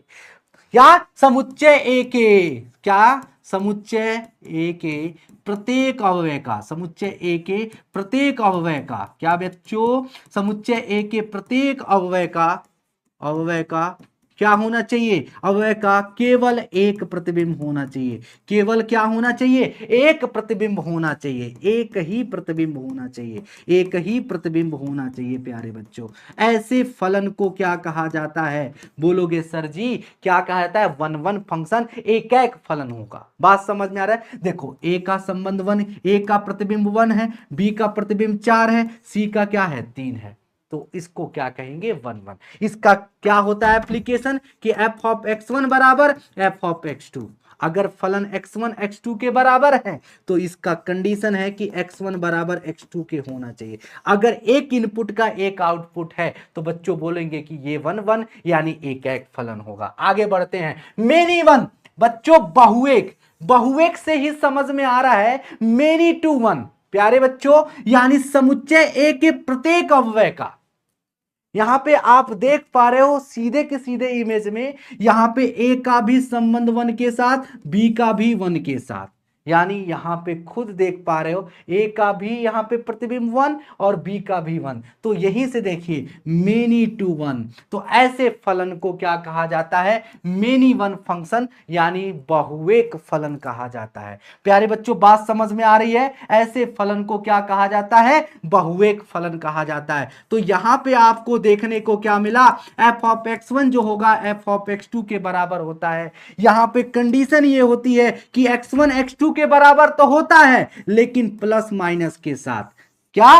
प्लस माइनस के साथ, प्लस माइनस, यानी x1 का x2 प्लस x2 और माइनस x2 के साथ, यानी बहुएक होगा, मेनी टू 1। सी का संबंध देखो 3, सी का प्रतिबिंब देखो 3 और डी का भी प्रतिबिंब 3, तो मेनी टू 1। ऐसे फंक्शन को क्या कहा जाता है? मेनी वन फंक्शन कहा जाता है प्यारे बच्चों। चलिए अब आते हैं, हमारे पास होता है आच्छादक फलन। आच्छादक फलन को अंग्रेजी में बोलते हैं onto function. Onto function क्या होता है प्यारे बच्चों? ऑन टू का मतलब ही होता है कि भैया इतना बात जान लीजिए, सिंपल सी बात, मैं एक लाइन लिखूंगा कि जो सह प्रांत होता है, जिसमें सह प्रांत अगर परिसर के बराबर हो जाए, बस यही चीज देखो, सह प्रांत अगर परिसर के बराबर, अगर सह प्रांत यानी कोडोमेन, और इसमें परिसर क्या है? 1 2 3, तो देखो सह प्रांत भी 1 2 3, परिसर भी 1 2 3, तो ऐसे फलन को क्या कहा जाता है? ऑन टू फंक्शन कहा जाता है, यानी आच्छादक फलन कहा जाता है, जिसमें कोडोमेन आपका क्या हो जाए बच्चों? रेंज के इक्वल हो जाए। कोडोमेन क्या हो जाए? रेंज के इक्वल हो जाए। तो ऐसे फंक्शन को, ऐसे फलन को क्या कहा जाता है? बोलोगे सर जी ऐसे फंक्शन को ऑन टू फंक्शन कहेंगे। सभी बच्चे जल्दी से एक बार और शेयर कर दो लल्लू, बस थोड़ी सी आगे हम लोग अब इसके बाद ऑब्जेक्टिव दनादन करने वाले हैं। Onto function, onto function के बाद क्या होता है? Into function. जस्ट इसी का उल्टा, जस्ट इसी का उल्टा क्या होता है बच्चों? बोलोगे सर इनटू फंक्शन होता है। इनटू को क्या बोलते हैं? बोलोगे सर अंतःक्षेपी। क्या बोलते हैं प्यारे बच्चों? अंतःक्षेपी बोलते हैं। अंतःक्षेपी क्या होता है? बोलोगे सर जी इसमें एक लाइन लिखूंगा, बस एक लाइन। एक लाइन क्या? सर जी जो सह प्रांत होता है ना, जो कोडोमेन होती है, वो परिसर के बराबर नहीं होती है। क्या? परिसर के बराबर नहीं होती है। ऐसे फलन को क्या बोलते हैं बच्चों? बोलोगे सर जी अंतःक्षेपी इनटू फंक्शन कहते हैं। बात समझ में आया कि नहीं? इसमें देखो, इसमें देखो सह प्रांत क्या है? सह प्रांत क्या है? बोलोगे 1 2 3 4, 4 है, लेकिन इसका परिसर बताओ बच्चों। इसका परिसर तो सिर्फ 3 है, इसका परिसर तो सिर्फ 3 है बच्चों। तो क्या सह प्रांत परिसर के बराबर है? नहीं। तो ऐसे फंक्शन को, ऐसे फलन को क्या कहा जाएगा बच्चों? ऐसे फलन को हम इनटू फंक्शन यानी अंतःक्षेपी फलन कहते हैं। क्या कहते हैं बच्चों? अंतःक्षेपी फलन कहते हैं। बात समझ में आ गया? बात समझ में आ गई? बोलोगे हाँ जी सर। आगे बढ़ते हैं, क्या अब सवाल किया जाए? इससे पहले एक चीज और जानेंगे, एक चीज और जानेंगे। क्या बोलोगे सर जी? एकैक तथा आच्छादक, कोई जानता है क्या होता है एकैक तथा आच्छादक? कितने बच्चे जानते हैं एकैक तथा आच्छादक फलन? एकैक तथा आच्छादक फलन, one one and onto function के बारे में कितने लोग जानते हैं? ऐसे फंक्शन को जो वन वन भी हो जाए और ऑन टू भी हो जाए, जैसे ये देखो 1 2 3 और ये देखो 4 5 6। प्यारे बच्चों यहां पे मैं कहूं कि देखो 1 का संबंध 4 के साथ, 2 का 5 के साथ, 3 का 6 के साथ, तो प्यारे बच्चों यहां पे आप देख रहे हो ये एकैक भी है। ऐसे फंक्शन को क्या कहेंगे? ये फंक्शन कैसा है? ये फलन कैसा है प्यारे बच्चों? बोलोगे सर जी एकैक है। क्या है? बोलोगे सर जी एकैक है। एकैक दिख रहा है कि नहीं? 1 1 है कि नहीं? बोलोगे एक इनपुट का एक आउटपुट, एक इनपुट का एक आउटपुट, है ना? प्रत्येक अवयव का एक ही प्रतिबिंब है। बोलोगे सर जी एकैक है। साथ में देखो एक एक तो हो गया। ऑन टू के लिए देखते हैं, यानी आच्छादक के लिए देखते हैं। आच्छादक के लिए क्या है, कोडोमेन रेंज के बराबर होना चाहिए, यानी सहप्रांत परिसर के बराबर। सहप्रांत क्या है, 4 5 6, और परिसर भी क्या है, 4 5 6। तो ये भैया ऑन टू भी है। तो ऐसे फलन को क्या कहा जाता है, एकैक तथा आच्छादक। तो जो फलन एकैक भी हो जाए और आच्छादक भी हो जाए, ऐसे फंक्शन को क्या कहा जाता है, बोलोगे सर जी, बाइजेक्टिव फंक्शन।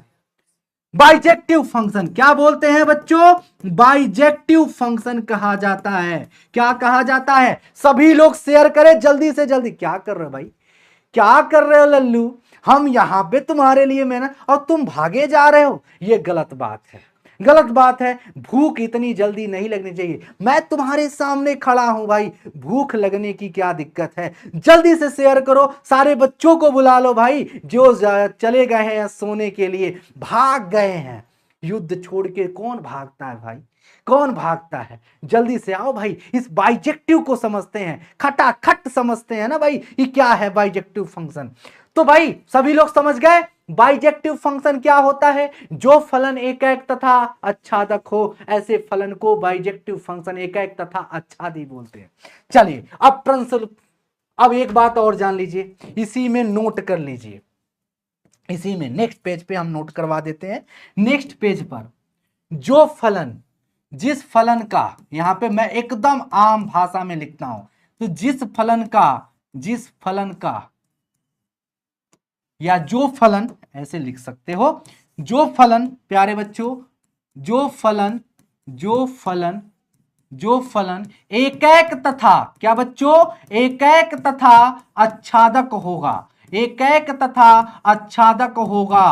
प्यारे बच्चों बहुत इंपॉर्टेंट लाइन लिख रहा हूं, एकैक तथा आच्छादक होगा, वह उसका, उसका प्रतिलोम, उसका प्रतिलोम अस्तित्व में होगा, उसका प्रतिलोम, प्रतिलोम अस्तित्व में होगा, उसका प्रतिलोम अस्तित्व में होगा। इस लाइन का क्या मतलब निकला, इस लाइन का क्या मतलब होगा, इफ, यानी अगर कोई भी फंक्शन है जो 1 1 भी है ऑन टू भी है, यानी उस फंक्शन का हम इनवर्स निकाल सकते हैं।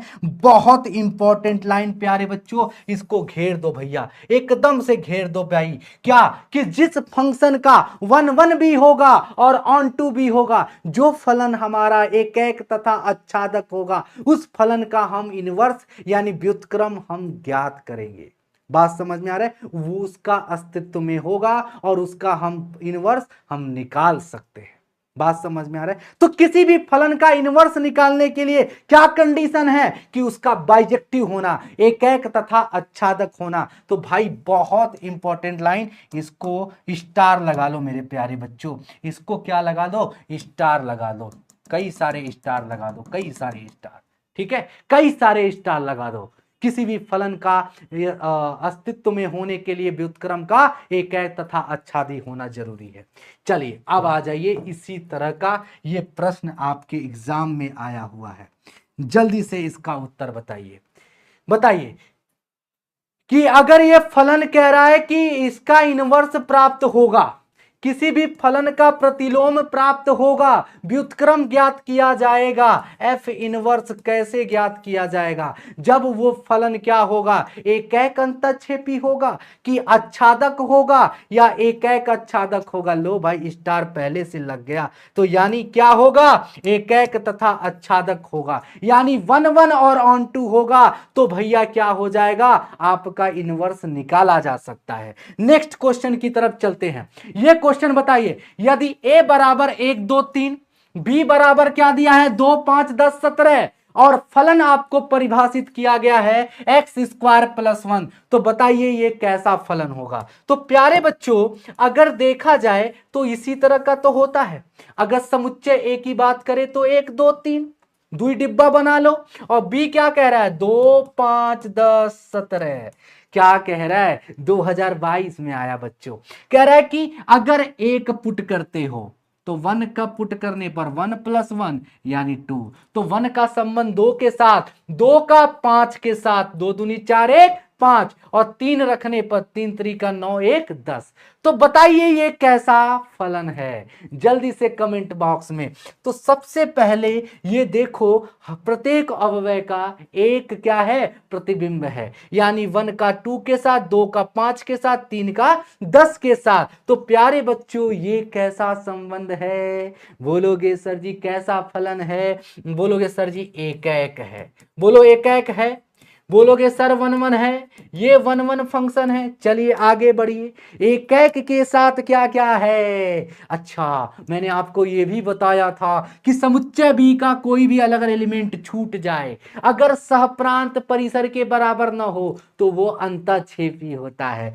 तो 17 क्या हो गया, छूट गया ना, यानी सहप्रांत, यहां पे देखो सहप्रांत क्या क्या है, 2 5 10 17 सहप्रांत, और परिसर क्या है 2 5 10। तो सहप्रांत परिसर के बराबर नहीं बाबू। तो ऐसे केस में हम क्या कहेंगे कि ये अंतःक्षेपी होगा प्यारे बच्चों, ये अंतःक्षेपी यानी into function, it is a into function. तो कौन सा ऑप्शन सही, एकैक अंतःक्षेपी। ठीक है बच्चों, आगे बढ़ते हैं। नेक्स्ट क्वेश्चन एकदम प्यार से समझने का प्रयास कर रहे हैं।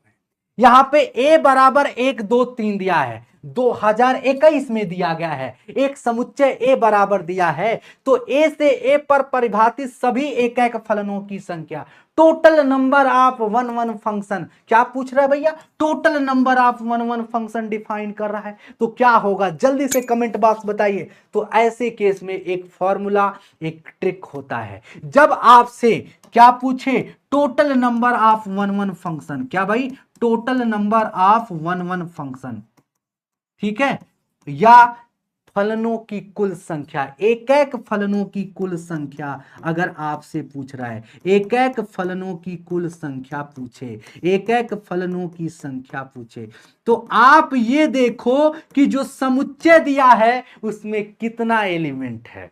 तो आपने समुच्चय देखा ए, इसमें 3 एलिमेंट, 3 अवयव दिया गया है। तो Na बराबर क्या दिया है, 3। इसके आगे लगा दो फैक्टोरियल, क्या लगा दो प्यारे बच्चों, फैक्टोरियल। और फैक्टोरियल तो जानते हो ना, 3 फैक्टोरियल का मतलब क्या होगा, 3 गुणे 2 गुणे 1, यानी 3 दूनी 6। इसका 6 उत्तर हो जाएगा, यानी डी ऑप्शन करेक्ट हो जाएगा। बोलो बात समझ में आ गई कि नहीं, बोलो करेक्ट है कि नहीं बच्चों, बोलोगे हाँ जी सर। इसमें बताइए कि कैसा ये फलन, किस फलन का प्रतिलोम निकाला जा सकता है। यहां पे 4 ऑप्शन दिए गए, ये भी बिहार बोर्ड में पूछा गया भाई। क्या पूछा गया, इस फलन का क्या प्रतिलोम, कौन सा प्रतिलोम यहां पे होगा, एग्जिस्ट करेगा। तो भाई a बराबर 1 2 3 दिया है, तो प्रतिलोम के लिए क्या बताया, एकैक तथा अच्छादी होना। तो ए ऑप्शन को देखो भाई, ए ऑप्शन कह रहा है कि 1 कामा 1 2 कामा 2 3 कामा 3, यानी 1 2 3, यहां पे क्या है 1 2 3। तो यहां पे कह रहा है कि प्राप्त नहीं होगा, प्राप्त नहीं होगा, किसका फलन प्राप्त नहीं होगा, प्रतिलोम ज्ञात नहीं निकाला जा सकता है। बोलोगे सर 1 का 1 के साथ है, 2 का 2 के साथ है, 3 का 3 साथ। सर ये एकैक भी है, अच्छादक भी है, क्या है, ये एकैक तथा अच्छादक भी है, इसका प्रतिलोम निकाला जा सकता है। लेकिन कह रहा है किसका नहीं निकाला जा सकता, इसमें नहीं बोला है बच्चों, नहीं निकाला जा सकता। चलिए दूसरा ऑप्शन चेक करते हैं, 1 कामा 2 2 कामा 1 3 कामा 1, यानी 1 2 3। इसका जो पहला एलिमेंट होता है ना, वो समुच्चय ए का मेंबर होता है, और समुच्चय बी का जो होता है दूसरा वाला सब, 2 1 1। तो इसमें क्या है भाई, 1 और 2, यही तो है। तो इसमें देखो आपका 1 का संबंध किसके साथ है, बोलो 1 का संबंध 2 के साथ है, 2 का संबंध 1 के साथ है, बहुत बढ़िया, 3 का संबंध भी 1 के साथ है। तो यही तो देखा, ये देखो ये एकैक तो दिख रहा है भैया, कैसा है फलन है, ये अच्छादक तो है कि कोई भी सहप्रांत इसमें परिसर के बराबर तो है, सहप्रांत परिसर के बराबर है, यानी ये अच्छादक फलन है। क्या ये एकैक होगा, नहीं, क्योंकि ये देखो 2 का संबंध 1 के साथ, 3 का भी संबंध 1 के साथ, 2 का भी इमेज 1 है और 3 का भी इमेज 1 है। तो प्यारे बच्चों ये बताइए क्या ये एक होगा ना, ये तो बहुएक हो गया। और बहुएक होने के केस में भैया अब ये जब बहुएक तथा आच्छादक होगा तो क्या इसका प्रतिलोम ज्ञात किया जाएगा? क्या इसका प्रतिलोम ज्ञात किया जाएगा बच्चों? ना, इसका प्रतिलोम ज्ञात नहीं किया जा सकता। तो बी ऑप्शन ही सही है और सबका प्रतिलोम हम निकाल सकते हैं। सबको आप चेक करोगे एक एक करके, ये आपका होमवर्क रहेगा। तो इसको आप स्क्रीनशॉट ले लेना और इसमें चेक करना क्या इसका प्रतिलोम ज्ञात किया जा सकता है या नहीं। आगे वाला क्वेश्चन भैया ये देखो, इसमें रामबाण 2015, 2018, 2019 एक डाटा मैंने लिखा ही नहीं, 2011 में भी पूछा गया, 2011 में भी पूछा गया है बच्चों। है क्या कह रहा है, क्या कह रहा है कि f ऑफ x1 जो है f ऑफ x2 के बराबर है। अभी अभी बताया ना कि अगर f ऑफ x1 है ना मेरे लाल f ऑफ x2 के बराबर है तो x1 अगर x2 के बराबर होता है तो ऐसे केस में जिसमें x1 और x2 क्या है, ए समुच्चय से संबंध रखते हैं, तो बताइए ऐसे केस में जब x1 x2 के बराबर हो जाए तो ये फलन कैसा फलन होगा, ये फलन कैसा फलन होगा बच्चों बताइए। एक एक अचर अचादक अनेक एक, तो सीधे आंसर क्या होगा, एक एक एक होगा। बोलो बात समझ में आ रहा है? डन है, क्लियर है, बात समझ में आ रही है लल्लू, बात समझ में आ रही है। आगे बढ़ते हैं नेक्स्ट क्वेश्चन की तरफ। नेक्स्ट क्वेश्चन ये वाला उत्तर बताओ भाई, एकदम घबराओ मत, एकदम प्यार से बताओ इसका उत्तर क्या होगा मेरे भाई, इसका उत्तर क्या होगा, इसका उत्तर क्या होगा। ओ ये तो बड़का सर्किल आ गया, छोटका सर्किल देखते हैं भाई। ओए ये भाई ये थोड़ा सर्किल बना लेते हैं, थोड़ा सा कुछ कारीगरी कर लेते हैं भाई। अब देखो ए बराबर क्या दिया है बच्चों, 1 2 3 एक डब्बा में, बी डब्बा क्या कह रहा है 6 7 8। अच्छा कह रहा कि फलन यहां परिभाषित है किस प्रकार से कि f ऑफ x बराबर क्या दिया है बाबू, x प्लस 5 दिया है। f ऑफ x बराबर क्या दिया है लल्लू, कहीं जाना मत, ये जल्दी से उत्तर बताओ इसका। तो अगर x का मान 1 रखते हो तो जल्दी से बताओ क्या होगा, x का मान 1 रखने पर 6 आएगा, 2 रखने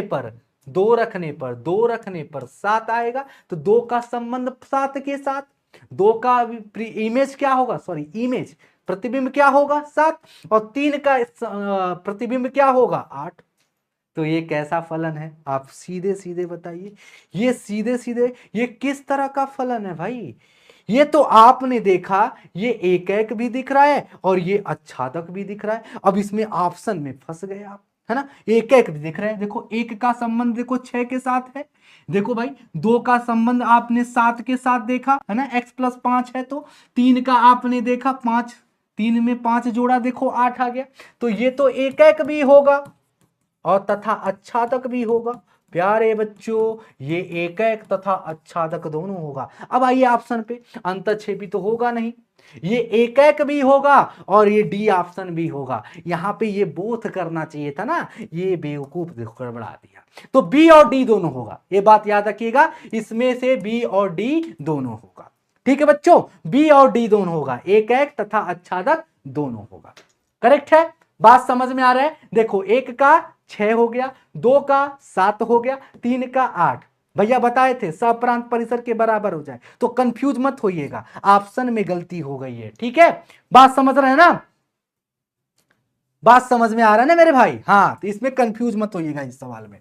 ठीक है, अब ये बताइए, अब शुरुआत होता है मेरे बच्चे बाइनरी ऑपरेशन की। लेकिन उससे भी पहले कितने लोग चाहते हैं फलनों का संयोजन पढ़ने, फॉग और गॉफ पढ़ना चाहते हैं? सभी लोग मुस्कुराते हुए बोलिए सर फॉग और गॉफ हम पढ़ना चाहते हैं। सभी लोग बताइए सर कितना लोग चाहते हैं फॉग और गॉफ, कुछ भी छोड़ना नहीं चाहता हूं आज, एकदम नहीं। ये नहीं कि बच्चा आप परेशान हो जाओ चले जाओ तो हम छोड़ देंगे ना, नहीं छोड़ेंगे। बच्चों सब पढ़ाएंगे। आज इसी वीडियो में सारी चीजें क्लियर होगी, क्योंकि फॉग और गॉफ को समझना जरूरी है जितना संबंध को समझना जरूरी है। तो भैया बताइए कि बताइए फॉग मतलब क्या होगा और गॉफ मतलब क्या होगा। ओ माय गॉड, फॉग और गॉफ। फॉग का मतलब कितने लोग जानते हैं? फॉग को बुझाइया एफ ऑफ जी एक्स। बोलो एफ ऑफ जी एक्स, बोलो मेरे साथ एफ ऑफ जी एक्स। आज टूटना नहीं चाहिए। गॉफ का मतलब क्या होता है? जी ऑफ एफ ऑफ एक्स। ठीक है बच्चों।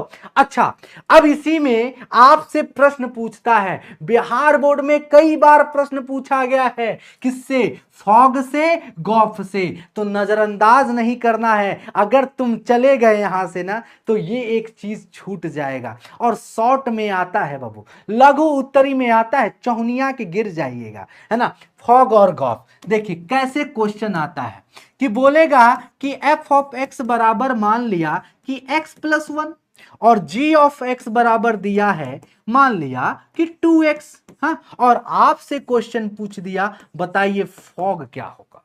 आपसे प्रश्न पूछ दिया बताइए फॉग क्या होगा, तो घबराइएगा क्या। फॉग का मतलब होता है एफ ऑफ जी एक्स। इसका क्या मतलब हुआ? इसका मतलब एफ वाले फलन में जी ऑफ एक्स को पुट कर देंगे, यानी एफ वाले फलन में जी ऑफ एक्स क्या है? 2x को पुट कर देंगे। एफ वाला फलन क्या है? x plus one. एकदम ध्यान से देखिएगा, इस 2x को किस में पुट करेंगे? x में। तो 2x पुट कर देंगे, x की जगह क्या हो जाएगा? 2x plus one. यही उत्तर हो जाएगा। बात समझ में आया कि नहीं? कितने बच्चों को बात समझ में आ गई? कितने बच्चों को बात समझ में आ गई? फॉग, अगर यही उत्तर होता, यही आपसे प्रश्न पूछता सेम क्वेश्चन कि एफ ऑफ एक्स बराबर एक्स प्लस वन और जी ऑफ एक्स बराबर 2x, और आपसे अगर क्वेश्चन पूछ लेता बताइए प्यारे बच्चों गॉफ क्या होगा, गॉफ क्या होगा। तो आप पहले इसको समझिए ना, गॉफ का मतलब क्या होता है? जी ऑफ एफ ऑफ एक्स, यानी जी वाले फलन में एफ ऑफ एक्स को पुट कर देना है। भागे मत, समझिए बच्चों। तो जी वाला फलन में एफ ऑफ एक्स को पुट कर देना है। तो जी वाला फलन क्या है? 2x है। 2x है ना बच्चों। एफ ऑफ एक्स बराबर क्या है? x plus one. तो इसको लिख लीजिए, जी वाला फलन क्या है? जहां x है वहां पे x प्लस वन डालना है, यानी 2 और x की जगह क्या पुट करोगे? x plus one. तो भैया उत्तर क्या आएगा? 2x प्लस 2 हो जाएगा। तो देखो दोनों में जमीन आसमान का अंतर है, फॉग और गॉफ में, फॉग और गॉफ में। तो कितने लोग चाहते हैं सर एक प्रश्न और? अगर आप कहोगे तो एक प्रश्न और कराएंगे, बच्चे एकदम से क्लियर हो जाएगा। मैं जानता हूं कि कुछ बच्चों को नहीं समझ में आ रहा है। जैसे मान लो कि अगर मान लो आप कक्षा 9 में क्या करते थे? एफ ऑफ एक्स बराबर 2x लिखा होता था। तो कक्षा 9 में क्या करते थे? जैसे x का मान 1 रखते थे तो 2 गुणे 1 यानी 2 हो जाता है। बोल बोल बोल भाई। अगर 2 रखते हो तो क्या हो जाता है? 2 गुणे 2 यानी 4 हो जाता है। अगर आप 3 रखते हो तो क्या हो जाता है? 2 गुणे 3 यानी 6 हो जाता है। यही तो होता है, और यही सेम चीज आपका फॉग और गॉफ में हो रहा है। तो प्यारे बच्चों अब यहां पे एक सवाल और देखते हैं और अच्छे से क्लियर करने का काम करते हैं कि माना कि एफ ऑफ एक्स बराबर दिया है एक्स स्क्वायर प्लस वन। ठीक है बच्चों, और तथा जी एक्स बराबर दिया गया है 2x प्लस वन। प्यारे बच्चों एकदम से मैं कोई गद्दारी तुम्हारे साथ नहीं करूंगा। आज कोई गद्दारी तुम्हारे साथ नहीं कर रहा हूं, तो तुमको भी तो नहीं करना चाहिए ना। तुमको भी तो नहीं जाना चाहिए बच्चों, जाओगे तो तुम्हारा छूट जाएगा। मैं कोई भी कंसेप्ट छोड़ नहीं रहा हूं, तो तुम क्यों जा रहे हो मेरे भाई? ये देखो, ये आपसे क्वेश्चन पूछा जाए भाई बताओ फॉग क्या होगा, तो फॉग बाबा क्या होता है? एफ ऑफ जी एक्स, यही तो होता है। एफ ऑफ जी एक्स यही तो होगा बच्चों, एफ ऑफ जी एक्स। यानी इसका क्या मतलब है कि एफ वाले फलन में जी एक्स को पुट करना है। जी एक्स बराबर क्या है? 2x प्लस वन, और 2x प्लस वन को कहां पे पुट करना है? इसमें, एफ वाले फलन में, यानी x की जगह हम 2x प्लस वन हम पुट कर देंगे और इसका वर्ग प्लस वन। अब इसको सॉल्व कर लोगे और उत्तर आ जाएगा, a प्लस बी का होल स्क्वायर लगा दोगे। तो पहला कंसेप्ट तो ये हो गया।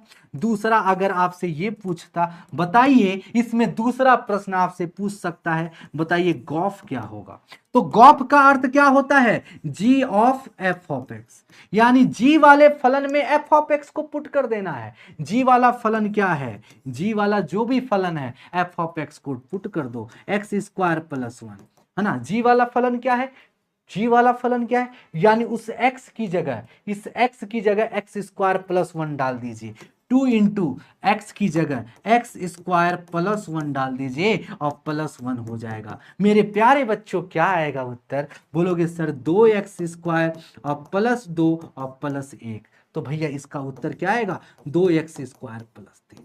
सभी बच्चे बताओ क्या फॉग और गॉफ समझ में आया क्या, बोलो भाई क्या आपको फॉग और गॉफ समझ में आया क्या। अच्छा यहाँ पे 2 का मल्टीप्लाई भी तो हुआ, हाँ सही तो है, 2 का गुणा हुआ 2x स्क्वायर, 2 एकन्ने 2, और यहाँ पे 2 का गुणा नहीं होगा, गलती कर दिया बच्चा, 2 का गुणा इसमें नहीं होगा, ये तो प्लस 1 बाहर है ना बच्चा, ये प्लस 1 बाहर है, x वाले में गुणा होगा। ठीक है, करेक्ट है, सभी को समझ में आ गया, सभी को समझ में आया। ज्यादा से ज्यादा लाइक कर दो, जितने भी बच्चे हैं लाइक नहीं किए तो लाइक कर दो और शेयर कर दो भाई। आगे बढ़ते हैं और हम लोग प्रश्नों की श्रृंखला पे चलते हैं।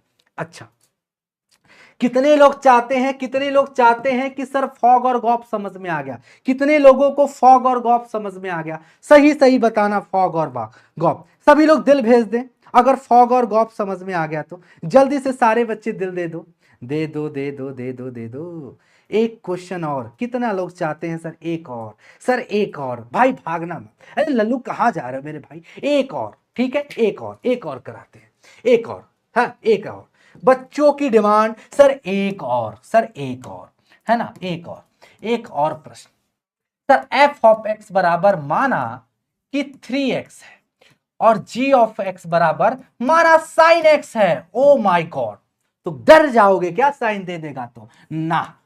फॉग तथा गॉफ ज्ञात करिए, पहला आपसे पूछ रहा है फॉग तथा गॉफ ज्ञात करें, ओ ऐसे ही प्रश्न देगा आपको, बहुत ही सिंपल मैं करा रहा हूं ताकि आपको समझ में आ जाए और बड़े क्वेश्चन तुम लपेट जाओ। लो भाई तुमसे फॉग पूछ रहा है ना भाई, फॉग का मतलब क्या होता है, एफ ऑफ जी एक्स, यही तो होता है, बोलो बात समझ में आ रहा है ना, यही तो होता है F of G X. Oh my god, तो आप करोगे क्या, एफ जी एक्स वाला फलन क्या है साइन एक्स, तो हम करेंगे क्या, श्रृंखला देखो कैसे जा रही है, यानी f वाले फलन में अब sin x को डाल देना है। अच्छा तुम बताओ अगर f ऑफ x बराबर 3x है, x की जगह 1 डालते तो 3 हो जाता, 3 इंटू 1 हो जाता, तो अगर sin x डालोगे तो 3 sin x हो जाएगा, तो बुरा हो जाएगा, तुम बताओ बुरा हो जाएगा क्या, आप बताओ बुरा होगा नहीं, तो 3 इंटू साइन एक्स यानी क्या हो जाएगा 3 sin x हो जाएगा, यानी 3x की जगह x की जगह sin x डाल दिया, तो ये आपका पहला हो गया।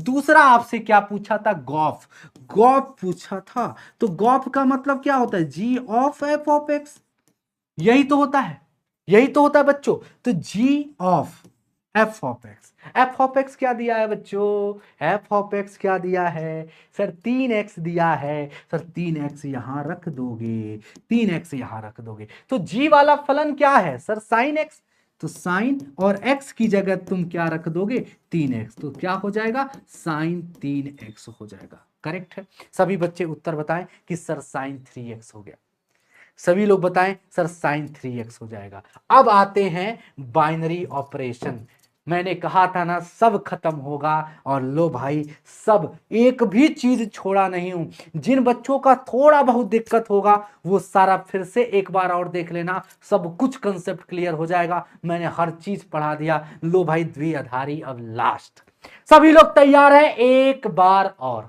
सभी लोग, बस 10 मिनट और दे दो मेरे लाल, 10 मिनट और दे दो, बस 10 मिनट भूख को और मार लो, माता जी माता जी माता जी, बस 2 मिनट, अपने बच्चे को कम प्यार करिए, बस 2 मिनट और। भाई इस सवाल का उत्तर दे लेने दीजिए, इस सवाल का उत्तर क्या होगा मेरे लाल, जल्दी बताओ।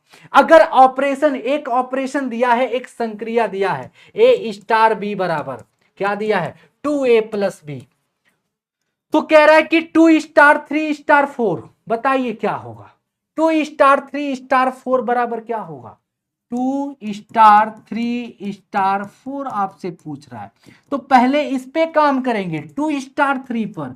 2*3 पे काम करेंगे, यानी ए की जगह 2 होगा और बी की जगह 3 होगा, तो 2 दूनी 4 और प्लस 3 यानी 7। बोलो होगा? ये बात सबको समझ में आ रही है? यानी इसका मान कितना आ गया? 7। अब तुम्हारे पास 7*4, तो देखो पहला स्टेप ये, दूसरा स्टेप 7*4 पे काम करेंगे, है तो ए का मान अब 7 हो जाएगा, तो 2 गुणे 7 और प्लस बी का मान 4, 2 सत्ते 14 और प्लस 4 क्या हो जाएगा मेरे लाल? 18। यानी ए ऑप्शन करेक्ट हो जाएगा। क्या हो जाएगा? A option. कहां भाग रहे भैया? ये जल्दी से दूसरा क्वेश्चन बता दो। अब इसमें देखो 2016 और 18 हर बार क्वेश्चन पूछा गया मेरे लाल, कैसे पूछोगे, कैसे करोगे? A*B बराबर 3A प्लस बी, तो बताइए 2*3*5 का मान क्या होगा? कुछ नहीं, 2*3 पहले इस पे काम करेंगे हम लोग, है ना। 2*3 पे काम करेंगे, यानी A की वैल्यू 2 है और B की वैल्यू 3, 3 दूनी 6 प्लस 3 9, यानी इसका मान 9 हो गया। 9*5, 9*5 का मतलब क्या होता है? 9*5 यानी 3 गुणे 9 प्लस 5, 3 9 27 प्लस 5, बोलो सर 33, 7 5 कितना होता है? 12 होता है, 32 होगा ना, 32, 7 5 12, तो आपका उत्तर क्या होगा प्यारे बच्चों? 32 होगा। बोलो सर 32 होगा, बी ऑप्शन सही हो जाएगा। ठीक है, आगे बढ़ जाते हैं नेक्स्ट क्वेश्चन की तरफ। अब ये एक क्वेश्चन पूछता है भाई, इसलिए लिया गया है कि कोई भी क्वेश्चन छूट ना पाए, इनवर्स का क्वेश्चन, कि भाई एक कोई भी अगर तुम्हें फलन दिया गया होगा, एक ट्रिक बताऊंगा, एक क्वेश्चन से सब कुछ खत्म। ठीक है, एक क्वेश्चन से सब कुछ खत्म, कि अगर फलन आपको दिया गया, देखो बिहार बोर्ड में क्या पूछता है वो इंपॉर्टेंट चीज है। देखो बार बार इस तरह के प्रश्न पूछे गए हैं कि अगर फलन आपको दिया गया है और आपसे पूछ रहा है इनवर्स इसका व्युत्क्रम पूछ रहा है, इसका इनवर्स पूछ रहा है, तो कैसे निकालोगे मेरे भाई? तो एफ ऑफ एक्स बराबर तुम्हें सिर्फ वाई मान लेना है। बोलो सही बात है। तो x बराबर क्या हो जाएगा? f कूद के जब उधर जाएगा मेरे लाल, तो f इनवर्स y हो जाएगा। बात समझ में आ रहा है? f इनवर्स y हो जाएगा। बात समझ में आ रहा है? तो सिंपल सी बात यही करनी है आपको हर क्वेश्चन में। जब भी आपको फलन दिया गया हो, आप उसको y मान लो और x बराबर f को कुदा के उधर लेकर जाना है। देखो कैसे करोगे, जरा ध्यान से देखो, जरा ध्यान से देखो मेरे लाल, कि f ऑफ x बराबर क्या दिया है, इसको y मान लो। फंक्शन क्या दिया है, फलन क्या दिया है प्यारे बच्चों? 5x प्लस 4 दिया है बराबर y। बोलोगे हाँ जी सर। अब देखो 5x बराबर क्या हो जाएगा? y माइनस 4, तो x बराबर क्या हो जाएगा? y minus 4/5। लो, तो हमारा निकल चुका है f इनवर्स y का मान क्या?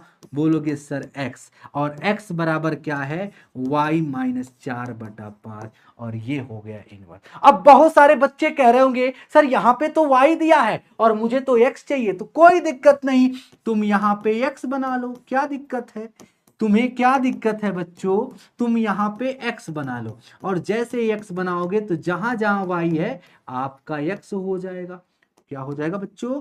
x हो जाएगा, x माइनस 4/5, और ये रहा इसका उत्तर, ये रहा इसका उत्तर। हो जाएगा भाई? बात समझ में आ रहा है? अगर इतनी बात समझ में आ गई तो एक प्रश्न और ले लो भाई, एक प्रश्न और ले लो। क्या कह रहा है कि f जो है, कोई भी फलन का प्रतिलोम तभी होगा जब उस फलन का क्या होगा? एकक तथा आच्छादक दोनों होगा। ये फलन दिया गया है 3x माइनस 4। अब इसका प्रतिलोम ज्ञात करना है। सारे बच्चे बताओ, सारे बच्चे बताओ क्या होगा? सर f ऑफ x बराबर क्या दिया है? 3x माइनस 4 दिया है। तो मैंने आपसे क्या कहा, इस फलन में x को क्या मानो? y मानो। x बराबर क्या हो जाएगा? f इनवर्स y हो जाएगा। ठीक है, सबसे पहली बात। और आपको क्या करना है, यही कंडीशन यहां पे लगानी है मेरे भाई। एफ ऑफ एक्स बराबर वाई, तो वाई बराबर क्या हो जाएगा? 3x minus 4। बोलो होगा कि नहीं, बोलो करेक्ट है। तो y और -4 को इधर भेज दो, +4 बराबर 3x। तो x बराबर क्या हो जाएगा, y +4 बटा 3, और ये x बराबर आया। तो x बराबर आया ना बच्चों, तो f इनवर्स y का मान क्या आया है, y +4 बटा 3 आया है। लेकिन तुम कह रहे होगे नहीं सर x चाहिए, तो x ले लो, y की जगह x। तो x +4 बटा 3, कौन सा उत्तर सही हो जाएगा, ए ऑप्शन सही हो जाएगा। कौन सा, ए ऑप्शन आपका करेक्ट हो जाएगा, x +4 बटा 3। कुछ नहीं करना है, y आ गया, y की जगह x सब्स्टिट्यूट कर दो, x प्रतिस्थापित कर दो भाई।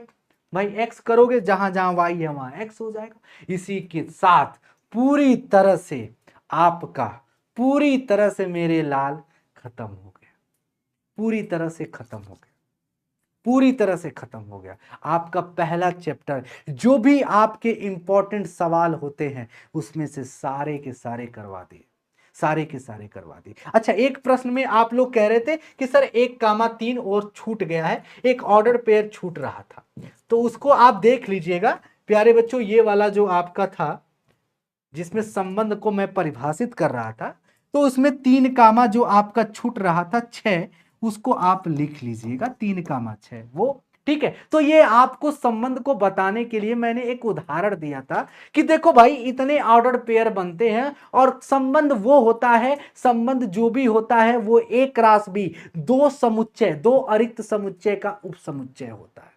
अगर ऐसी कंडीशन होती है तो हमारा क्या हो जाता है, फुलफिल हो जाता है। तो इसी के साथ पूरे चैप्टर का स्वाहा हो गया। तो हमने आज क्या क्या टॉपिक पढ़ा मेरे भाई, क्रमित युग्म को पूरी अच्छे से देख लिया, उससे रिलेटेड जो भी सवाल बन सकते हैं या बने हैं उनको हमने देखा, संबंध देखा, कार्तीय गुणन देखा, कार्तीय गुणन से जो क्वेश्चन बन सकते हैं उसको मैंने देख लिया। उसके बाद आपने क्या देखा प्यारे बच्चों, संबंध के प्रकार, और संबंध के प्रकार को बड़े अच्छे से आपने क्लियर कर लिया। इसके बाद आपने क्या देखा मेरे भाई, इसके बाद फलन, फलन के प्रकार, फलनों का संयोजन, जिसमें आपने फॉग और गॉफ को देख लिया, सब कुछ खत्म किया है, द्विआधारी संक्रिया भी पढ़ ली, सब कुछ खत्म किया एक ही जगह, एक ही जगह। तो आपको जब भी लगे कि इन सारी चीजों को फिर से पढ़ना चाहिए, तो एक बार फिर से आप वीडियो को फिर से देखिएगा और अच्छे से सारी चीजें क्लियर हो जाएगी। कहीं पे कुछ करने की जरूरत आपको नहीं है। बस आपने इतना पढ़ लिया प्यारे बच्चों, मैं आपको गारंटी देता हूं सब प्रश्न हो जाएंगे। 5 से 6 क्वेश्चन जो आ रहे हैं इस चैप्टर से, धुआं धुआं कर दोगे मेरे लाल। ठीक है, तो प्यारे बच्चों इसका पीडीएफ अभी अपलोड हो जाएगा। सभी लोगों को इतना प्यार देने के लिए बहुत ज़्यादा, बहुत बहुत ज़्यादा धन्यवाद। सभी लोग एक बार फिर से सेशन को शेयर कर देंगे, एक बार अच्छे से फिर से देख लेंगे सारी चीज़ें, एक बार अच्छा अच्छा कमेंट कर देंगे कि आपको कैसा लगा क्लास, पूरी तरह से समझ में आया या नहीं। सारी चीजें आप एक जगह अभी तुरंत लिख करके चले जाओ और बढ़िया से खाना खाओ और एकदम आराम से सो जाओ मेरे भाई। चलो मिलते हैं अगली क्लास में। Thank you very much, love you all, bye bye bye bye. चला जाए, bye, good night, good night बच्चों, गुड नाइट।